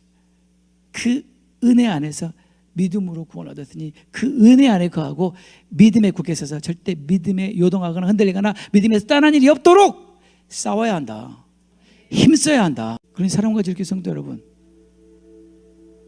여러분의 믿음을 위해 싸우셔야 합니다. 결코 그 무엇과도 바꿀 수 없는 것이죠. 영원한 생명을 보장받는 그 믿음, 이 믿음에서 떠나지 않기 위해서 우리는 오늘도 내일도 주님 오실 때까지 세상과 싸우고 죄와 싸우고 거짓과 싸우고 유혹과 싸우고 주님을 붙들 수 있도록 주님 나를 붙들어 달라고 기도하면서 매일매일 하나님 앞에 나가는 수밖에 없어요. 그분의 은혜 안에 거하는 수밖에 없어요. 다른 방법이 없습니다. 우리는 내일도 믿음에서 떨어져 나갈 수 있는 가능성이 있는 자들이에요. 그러니 우리는 선택하는 거예요. 내가 믿음 안에 거할 것이다. 나는 은혜에서 떠나지 않을 것이다. 주님, 제가 주님 안에 거하겠습니다. 믿음 안에 거하겠습니다. 이렇게 기도하는 수밖에 없어요. 지난주부터 한 번 구원은 영원한 구원이 아니다, 즉 우리가 구원을 잃어버릴 수 있다를 지지하는 말씀을 우리가 보기 시작했는데, 히브리서에는 우리가 구원을 잃어버릴 수 있는 것에 대한 5번의 경고가 나옵니다. 그래서 우리가 그 5번을 다시 한번 빨리 리뷰를 한번 해보려고 하는데, 그 이유는 우리가 잊어버리면 안 되니까. 자, 한번 빨리 리뷰해 보겠습니다. 첫 번째 경고는 히브리서 2장 1절부터 3절 제가 읽어드립니다. 그러므로 우리는 들은 것에 더욱 유념함으로, 우리가 들은 것에 더욱 유념함으로 우리가 흘러 떠내려가지 않도록 함이 마땅하니라. 이 말씀 속에서 우리가 유념하지 않으면 흘러 떠내려갈 수 있다를 말하는 거죠. 그렇죠? 그럼 우리가 무엇을 유념해야 되냐? 그것을 이렇게 말합니다. 3절에서 우리가 이같이 큰 구원을 소홀히 여기면 어찌 그 보응을 피할 수 있겠느냐. 이 구원은 처음에 우리 주님으로부터 우리가 들은 거다. 주님이 말씀하신 거다. 그리고 주님께로부터 들은 자들이 우리에게 확증한 것이다. 그러므로 바로 이 구원에 대해서 우리가 들은 것을 더욱 유념함으로 흘러 떠내려가지 않도록 하는 것이 마땅하다라는 말씀이죠. 그래서 이것을 요약하면, 그러므로 구원을 소홀히 여기지 말고 우리가 듣고 배운 것에 대해 더욱 유념함으로 구원에 관한 잘못된 가르침에 흘러 떠내려가지 않도록 주의해야 한다. 이게 히브리서 2장 1절 3절 말씀입니다. 그 다음 두 번째 경고는 히브리서 3장 18절부터 4장, 사실 3, 4장 전체를 말한다고 해도 과언이 아닙니다. 자, 18절을 읽어보면, 또 하나님이 누구에게 맹세하사 그의 안식에 들어오지 못하리라 하셨느냐? 곧 순종하지 아니하던 자들에게가 아니냐? 이러보건대 그들이 믿지 아니함으로 능히 들어가지 못한 것이다. 자, 순종하지 않았다라는 말과 믿지 않았다는 말을 이렇게 인터체인저블하게 상호 이렇게 교환할 수 있도록 쓰는 것을 보면은, 순종이 곧 뭐다? 믿음이다. 믿음이 곧 순종이다. 그럼 여기서 순종하지 아니하던, 이건 뭐예요? 불순종. 믿지 아니함으로, 이건 뭐예요? 불신. 그러니까 불신은 곧 뭐다? 불순종이다를 말하는 거죠. 불신은 반드시 불순종을 낳게 되어 있습니다. 믿음은 반드시 순종을 낳게 되어 있습니다. 그래서 4장 1절에 그러므로 우리가 두려워해야 된다. 두려워해야 돼요. 뭘 두려워해야 돼요? 그의 안식에 들어갈 약속이 남아있을지라도 너희 중에 혹 이르지 못할 자가 있을까 두려워해라. 안식에 들어갈 약속이 남아있어도 들어가지 못할 자가 있을까 두려워해라. 11절에도 그러므로 우리가 저 안식에 들어가기를 힘쓸지니, 안식에 들어가기를 어떻게 하라고요? 힘쓸지니, 이는 누구든지 저 순종하지 아니하는 본에 빠지지 않게 하려 함이라. 그러니까 이 말씀을 요약하면, 안식에 들어갈 약속이 있을지라도 이르지 못하는 자가 있을까 두려워하고 안식에 들어가기를 힘써야 한다. 그 말씀이죠. 세 번째 경고, 히브리서 6장 4절 6절 말씀. 한 번 빛을 받고 하늘의 은사를 맛보고 성령에 참여한 바 되고 하나님의 선한 말씀과 내세의 능력을 맛보고도 타락한 자들은 다시 새롭게 하여 회개하게 할 수 없나니, 이는 그들이 하나님의 아들을 다시 십자가에 못 박아 드러내놓고 욕되게 함이라. 네, 이 말씀을 통해서 우리에게 주시는 교훈은 무엇이었습니까? 다시 회개하게 하는 것이 불가능한 단계에 갈 수 있다는 것을 명심하고 그 단계에 이르지 않도록 작은 죄라도 회개하는 것이 너무나 중요하다. 네 번째 경고는 히브리서 10장 26절부터 29절이죠. 우리가 진리를 아는 지식을 받은 다음에 짐짓, 일부러, 고의로 죄인 것을 알면서도 죄를 범한 즉 계속해서 습관적으로 죄를 범하게 되면 다시 속지 않은 죄사가 없다. 죄의 용서함을 받을 길이 없다. 오직 무서운 마음으로 심판을 기다리는 것과 대적하는 자를 태울 맹렬한 불만 있으리라. 모세의 법을 폐한 자도 두세 증인으로 말미암아 불쌍히 여김을 받지 못하고 죽었거든 하물며 하나님의 아들을 짓밟고 자기를 거룩하게 한 언약의 피를 부정한 것으로 여기고 은혜의 성령을 욕되게 하는 자가 당연히 받을 형벌은 얼마나 더 무겁겠느냐 너는 생각하라. 자, 이 말씀이 주는 교훈은 뭐입니까? 의도적으로 그리고 지속적으로 짓는 죄는 하나님의 아들을 짓밟는 것이요, 자기를 거룩하게 한 예수님의 피를 부정한 것으로 여기는 것이요, 은혜의 성령을 욕되게 하는 것이므로 다시 속죄하는 제사가 없다. 구원을 잃어버릴 수 있다. 그 다음에 다섯 번째 경고는 히브리서 12장 14절부터 17절입니다. 모든 사람과 더불어 화평함과 거룩함을 따르라, 쫓으라. 이것이 없이는, 거룩함이 없이는 아무도 주를 보지 못하리라. 그래서 여기서 말하는 거룩함이 무엇인지 여러분들에게 설명을 드렸습니다. 그러므로 거룩함 없이는 주를 보지 못하기 때문에 우리는 거룩함을 추구하는 것이 지극히 정상적인 것이고 옳은 것이다. 그런데 제가 이런 얘기를 하면 종종 이런 질문을 받습니다. 어떤 질문을 받냐면, 그럼 목사님, 도대체 어디까지 거룩함을 이루어야 구원을 얻는단 말입니까? 또 이런 질문을 하시는 분들이 계세요. 자, 여러분이 다 아시는 것처럼 우리가 거룩함을 이루어 가야 될 유일한 대상은 하나님 한 분밖에 안 계세요. 왜요? 하나님이 우리가 다다라야 될 거룩함의 기준은 하나님 자신이라고 그랬어요. 내가 거룩하니 너희도 거룩하라. 그 거룩함의 기준은 누구밖에 없어요? 예수님 한 분밖에 없어요. 우리가 평생에 노력한들 그분만큼 거룩해질 수 있어요? 없어요? 없죠, 당연히. 다시 말하면 우리가 거룩함의 정도에 의해서 구원을 받는 게 아니죠. 거룩함을 이루어 나가는 과정에 있다가 주님 만나는 거예요. 우리가 거룩함을 추구하지 않게 되면 어떻게 되냐? 우리는 죄를 짓고 살다가 주님 앞에 가게 되는 거예요. 성령님이 우리 안에 계시면 그 성령님은 거룩한 영이십니다. 그분은 죄를 싫어하십니다. 그분은 우리 안에서 계속해서 거룩함을 사모하게 만드십니다. 우리 안에 계신 성령님은 지속적으로 거룩함을 추구하게 하시고 우리가 그 거룩함을 향해 살다가 주님 앞에 가게 하시는 거예요.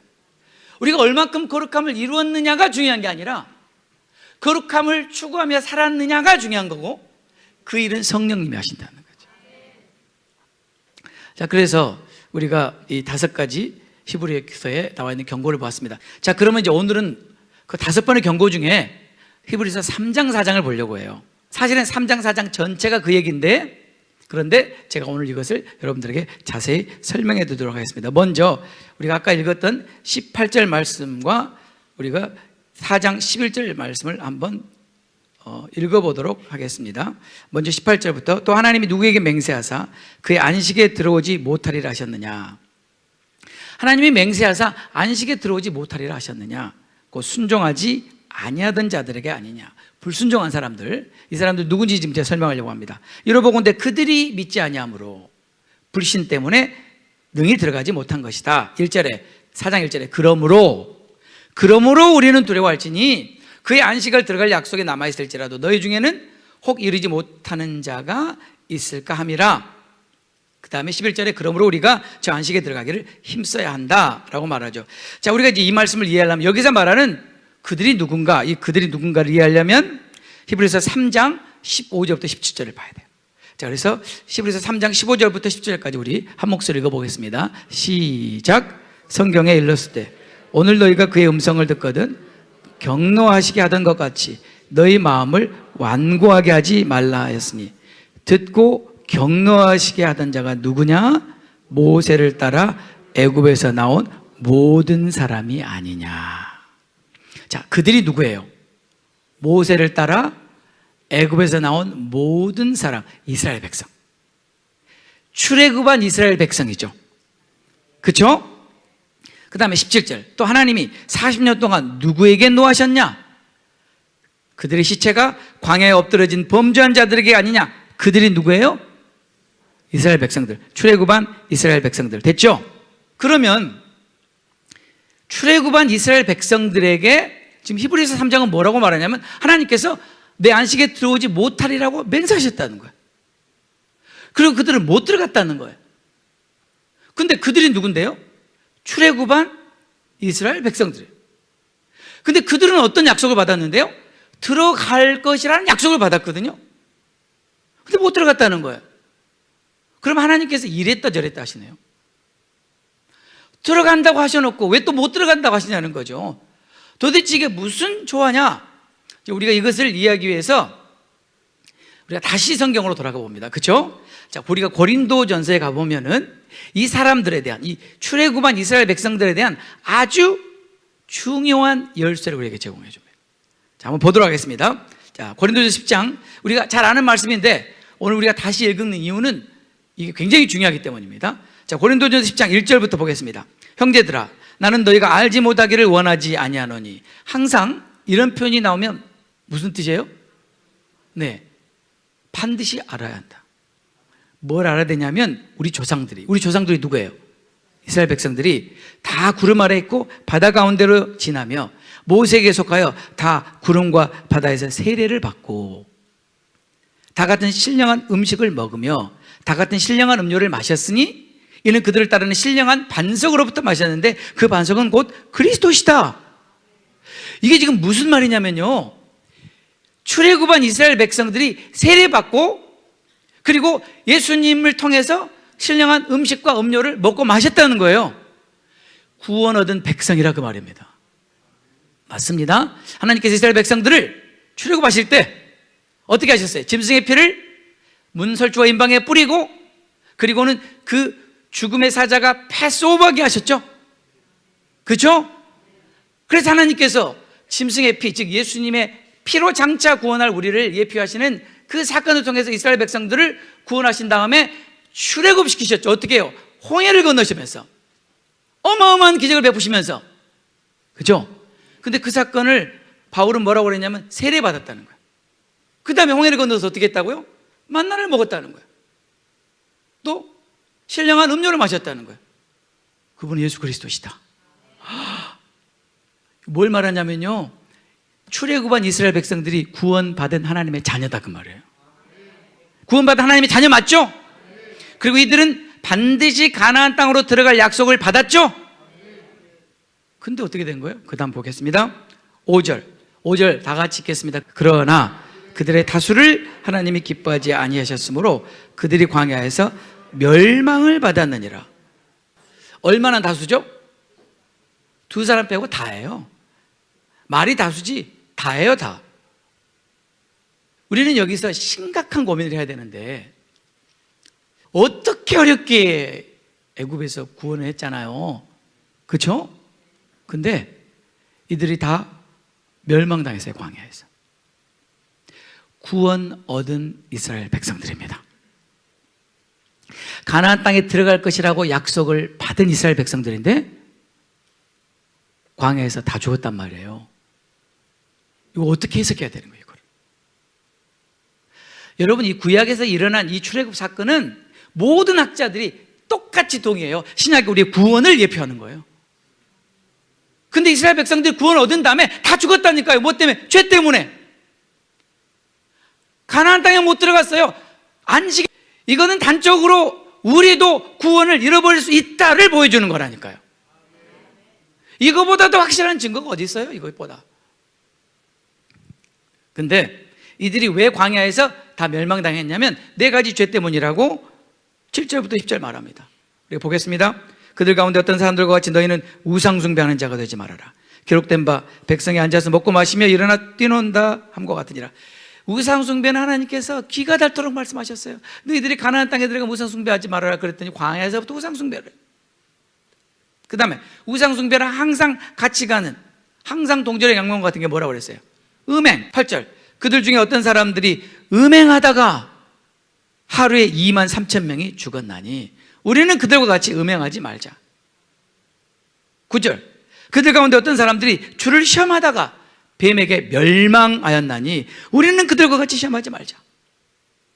10절 그들 가운데 어떤 사람들이 원망하다가 멸망시키는 자에게 멸망하였나니 너희는 그들과 같이 원망하지 말아라. 네 가지 죄 때문에 멸망했어요. 우리 한번 기억해 볼까요? 우상숭배, 음행, 주를 시험하는 거, 원망. 그러면 성경은 왜 이것을 기록하고 있는가? 성경은 왜 고린도전서 10장에다가 이걸 이렇게 구체적으로 기록하고 있는가 하면 그 이유가 있어요. 그 이유가 바로 11절 말씀이에요. 고린도전서 10장 11절 다 같이 읽겠습니다. 시작. 자, 그들이 누군데요? 이스라엘 백성들에게 일어난 이런 일은 뭐가 돼요? 본보기가 되고, 본보기, example. 무슨 말이냐면 이렇게 하면 똑같이 된다 그 말이에요. 그렇죠? 본보기로 기록했고, 그 다음에 다 같이 읽겠습니다. 또한 시작. 말세를 만난 우리를 깨우치기 위하여 기록되었느라. 세상에 우리 하나님 너무나 좋은 분이에요. 말세를 만난 우리를 위해서 기록하셨다는 거예요. 고린도전서 10장은 누구 때문에 기록했어요? 우리 때문에 기록하셨다니까요. 저와 여러분 때문에 기록하셨다고요. 마지막 시대를 사는 우리들에게 너희는 이런 본보기를 절대로 답습해서는 안 된다. 그러면 너희도 다 죽는다. 이걸 말하는 거죠. 그죠? 아멘. 또 6절에도 이런 말씀이 있습니다. 6절 다 같이 읽겠습니다. 시작. 이러한 일은 우리의 본보기가 되어 우리로 하여금 그들이 악을 즐겨한 것 같이 즐겨하는 자가 되지 않게 하려 함이라. 너무나 분명하죠. 무슨 말이에요? 이스라엘 백성이 구원 얻었습니다. 하나님의 자녀입니다. 그런데도 다 죽었다는 거예요. 왜요? 네 가지 죄 때문에. 그러니 마지막을 사는 우리 사람과 질교의 성도들은 이런 죄를 짓지 말자. 근데 이 사건을 히브리서 3장에서는 한 단어로 이렇게 표현했어요. 안식에 들어가지 못했다. 약속을 받지 못했다. 하나님 약속하셨는데 약속을 받지 못하고 광야에서 다 죽었다라는 표현을 썼다는 거예요. 히브리서 3장 7절부터 보겠습니다. 그러므로 성령이 이르신 바와 같이 오늘 너희가 그의 음성을 듣거든 광야에서 시험하던 날에 거역하던 것 같이 너희 마음을 완고하게 하지 말아라. 너희 마음을 완고하게 하지 말아라. 히브리서 기자는요, 지금까지 고린도전서에서 바울이 표현했던 이스라엘 백성들의 모든 사건, 우상숭배, 음행, 주를 시험하는 거, 그리고 원망하는 이 모든 죄를 한마디로 뭐라고 했냐면 우리의 마음을 완고하게 하는 죄다 그랬어요. 동의되세요? 너희 마음을 완고하게 하지 말아라. 너희 마음을 하든하지 말아라. 거기서 너희 열조가 나를 시험하여 증험하고 40년 동안 나 행사를 보았느니라. 그러므로 내가 이 세대에 놓아 이르기를 그들이 항상 마음이 미혹되어, 따라답니다. 항상 마음이 미혹되어. 항상 우리의 마음이 죄에 끌리는 거예요. 우리의 마음은 항상 죄에 끌려요. 요즘 세상에는 죄 지을 것밖에 없어요.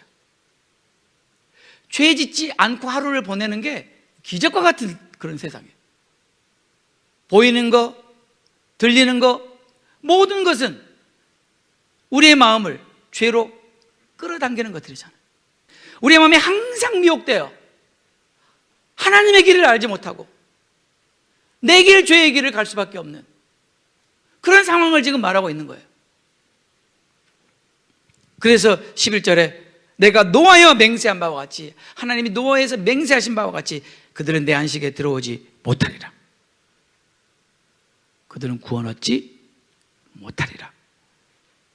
18절에도 또 하나님 누구에게 맹세하사 그의 안식에 들어오지 못하리라 하셨느냐? 곧 순종하지 아니하던 자들, 불순종, 즉 믿지 아니하던 자들, 그 사람들 때문이 아니냐라고 말하는 거죠. 바로 이러한 이유 때문에 히브리서 기자가 우리에게 경고하는 거예요. 자, 히브리서 경고의 말씀 보겠습니다. 히브리서 3장 12절 다 같이 한 목소리로 읽겠습니다. 시작. 형제들아 너희는 삼가 혹 너희 중에 누가 믿지 아니하는 악한 마음을 품고 살아계신 하나님에게서 떨어질까 조심할 것이요. 네, 여기에서 살아계신 하나님에게서 떨어질까 조심할 것이요. 떨어질 수 있다 없다?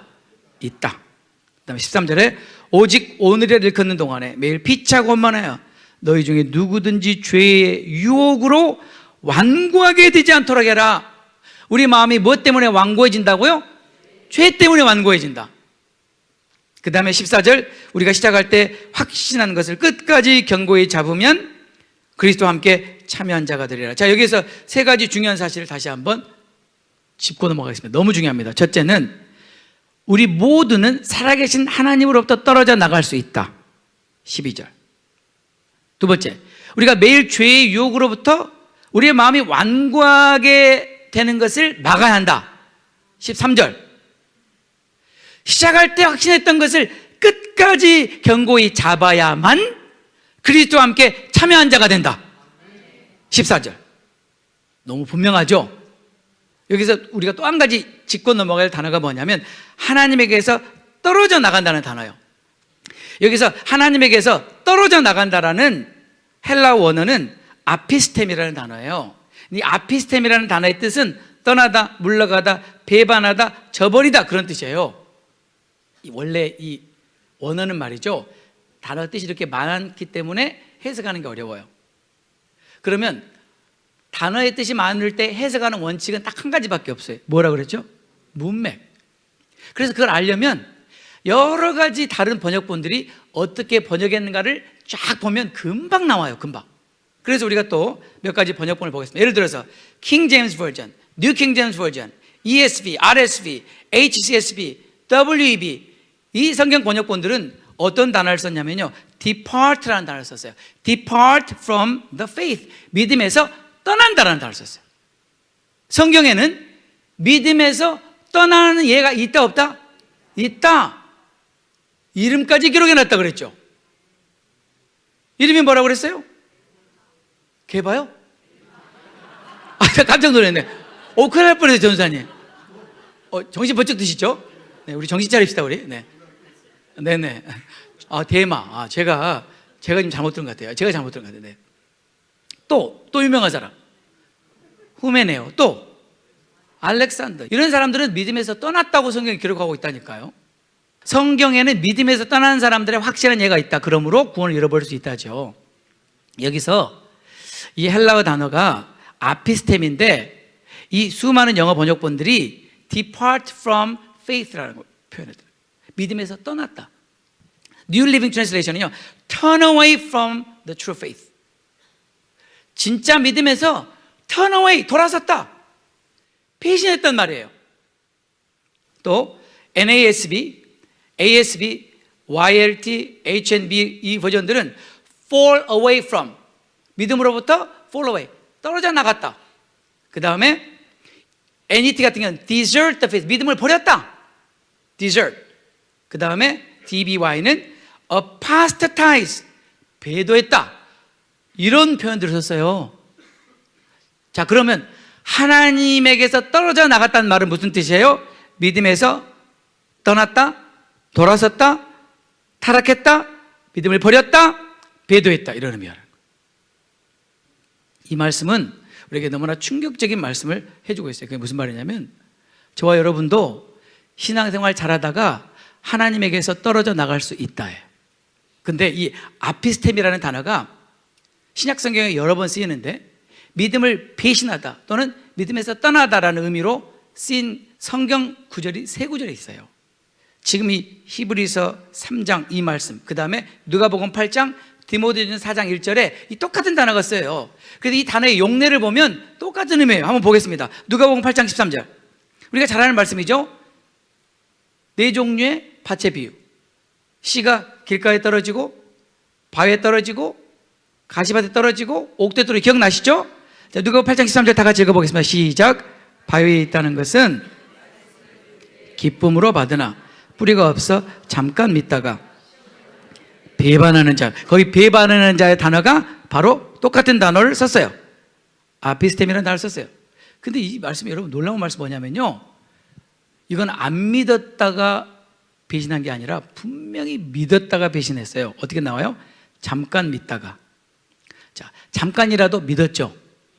분명히 잠깐 믿었다고 나오죠. 얼마나 됐는지 모르지만 잠깐 믿었다니까요. 분명히 나오죠. 믿었다가 시험을 받을 때 배반했다.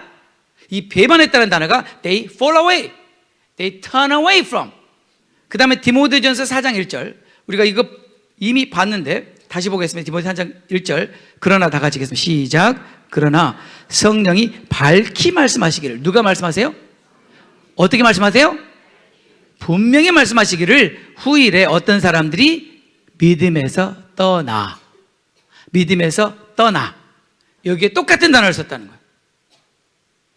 그렇기 때문에 오늘 히브리서는 뭐라고 경고합니까? 살아계신 하나님으로부터 떨어져 나갈 수 있다. 그렇기 때문에 떨어져 나가지 않도록 조심해야 된다. 이렇게 말하는 거죠.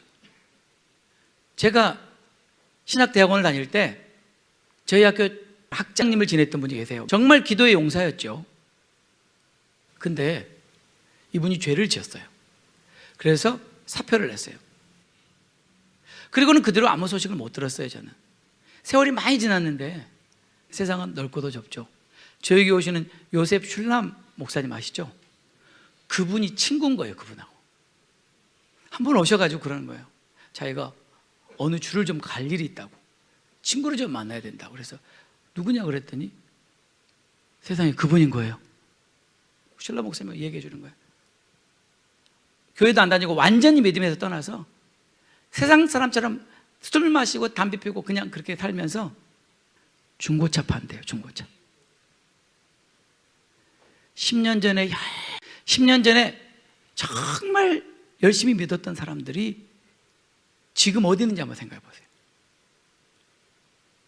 저와 여러분 어느 누구도 예외가 없어요. 우리도 믿음에서 떠날 수 있어요. 우리도 하나님에게서 떨어져 나갈 수 있다고요. 성경은 그럴 수 있다는 걸 말하는 거예요, 지금. 그래서 히브리서 3장 12절을 다시 한번 다 같이 읽겠습니다. 다시 시작. 형제들아, 너희는 삼가 혹 너희 중에 누가 믿지 아니하는 악한 마음을 품고 살아계신 하나님에게서 떨어질까 조심할 것이요. 저와 여러분은 언제든지 우리 마음에 악한 마음을 품고 믿지 아니하는 마음을 품고 우리 마음을 완고하게 해서 하나님께로부터 떨어져 나갈 수 있다고 인정하십니까? 그러면 어떻게 해야 돼요? What should I do? 목사님 그럼 어떻게 해야 돼요? 내 믿음 어떻게 지켜야 돼요? 그래서 히브리서가 그 다음 말씀하는 거예요. 그 다음 말씀을 한번 다 같이 보도록 하겠습니다. 13절 다 같이 3장 13절 큰 소리 읽겠습니다. 시작. 오직 오늘이라 일컫는 동안에 매일 피차 권면하여 너희 중에 누구든지 죄의 유혹으로 완고하게 되지 않도록 해야 된다. 우리의 마음이 죄로 완고하게 된 것을 막아야 한다는 거예요. 이거 막지 않으면 떨어져 나갈 수 있다는 거예요. 이게 열쇠입니다. 이게 키입니다. 오직 오늘이라 일컫는 동안에 매일 피차 권면해야 된다. 집사님, 담배 끊으셔야 돼요. 술집 가시면 안 돼요. 드라마 그만 보셔야 돼요. 집사님, 그 여자 만나면 안 돼요. 집사님, 그 남자 좋아하면 안 돼요. 피차 매일 권면해서 우리의 마음의 죄 때문에 완고해지는 거 막아야 된다. 막아야 된다. 신앙생활은 그래서 혼자 못하는 거예요. 여러분이 공동체를 떠나서 혼자 신앙생활하면 100번 다 떨어져 나갑니다. 사단의 전략이 뭐냐면 교회에서 떨어져 나가게 하는 거예요. 자꾸. 하나님은 정상적인 건전한 교회라고 하는 공동체 속에 우리를 두신 거예요. 우리는 공동체가 너무나 필요한 자들입니다. 그래야 서로 견제해주고 서로 기도해주고 서로 권면해주는 거예요. 우리가 이 땅에 살면서 가장 조심해야 되는 게 우리의 마음이 완고해지는 겁니다. 우리 마음을 완고하게 만드는 것은 죄예요. 죄예요. 그런데 그 죄를 따먹고 또 따먹고 또 따먹다 보면 내 마음이 나도 모르게 완고해진다는 거예요. 그럼 어떻게 돼요? 어느새 나는 떨어져 나가는 거예요. 이것을 주의하라고 한 거죠. 히브리서 3장 지금 이것 말하는 거예요. 우리 모두가 하나님께로부터 떨어져 나갈 수 있다. 그러니까 오늘 사랑과 지교회 성도 여러분, 오늘 권면하라는 거예요. 집사님 정신 차려요. 집사님. 근데 여러분, 이건 주님의 음성이세요. 여러분 정신 차리세요. 지금 죄 짓고 살 때가 아니에요. 우리의 마음을 지켜야 합니다. 죄의 유혹으로부터. 그래서 13절에 오직 오늘이라 일컫는 동안, 오직 오늘이라 일컫는 동안에 날마다 서로 권면해서 누구든지 죄의 욕으로 완고해질 수 있으니까 그런 일이 없도록 해야 된다. 그리고는 14절에 말하기를 우리가 시작할 때 확신하는 것을 끝까지 견고히 잡고 있으면 언제까지요?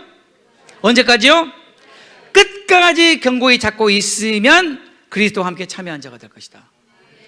끝까지 가지 못하고 중도에서 포기하면 못한다는 말이에요. 여러분, 우리 믿음은 끝까지 가는 겁니다. 끝까지 가야 예수 그리스도와 함께 참여하게 됩니다. 그 말은 우리의 믿음은 끝까지 지켜야 구원받는다는 말이에요. 이건 성경의 일관적인 가르침이에요. 그래서 바울이 디모데에게 아주 엄중한 명령을 내리는 장면이 디모데전서 6장 13절 14절에 나옵니다. 디모데전서 6장 13절에 만물을 살게 하신 하나님 앞과 본디오 빌라도를 향하여 선한 증거로 증거하신 그리스도 예수 앞에서 이 사도 바울이 하나님 앞과 예수 앞에서 이렇게 말하는 거 보면 뭔가 굉장히 좀 중요한 얘기 하려는 거예요. 바울이 디모데에게 하나님 앞과 예수 그리스도 앞에서 내가 너를 명하노니 우리 주 예수 그리스도 나타나실 때까지. 언제까지요? 예수님 나타나실 때까지. 언제까지요?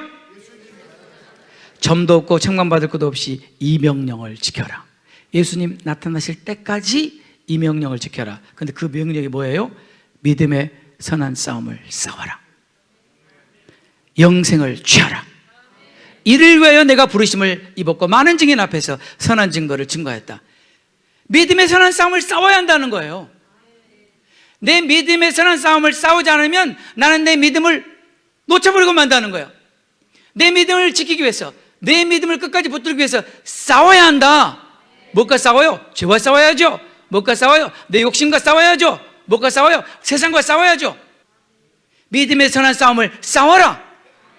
한 번 구원이 영원한 구원이면 못하러 싸워요. 못하러. 그 다음에 더 중요한 말은 영생을 취하라. 이 말 무슨 말이냐면 영생을 꼭 붙들어라. 영원한 생명을 이미 얻었는데 뭐하러 붙들어요? 잃어버릴 수 있으니까 붙들어라는 거예요. 영생을 붙들어라. 단단히 붙잡아라. 놓지 말아라. Take hold of the eternal life. 이것을 위하여 네가 부르심을 받았다. 디모데야, 믿음의 선한 싸움을 싸워야 한다. 이거 명령이다. 싸워야 한다. 영생을 꼭 붙들어야 된다. 그래야 예수님 오시는 그날 우리가 주님 앞에 설 수 있는 거예요. 이것이 성경의 일관된 가르침입니다.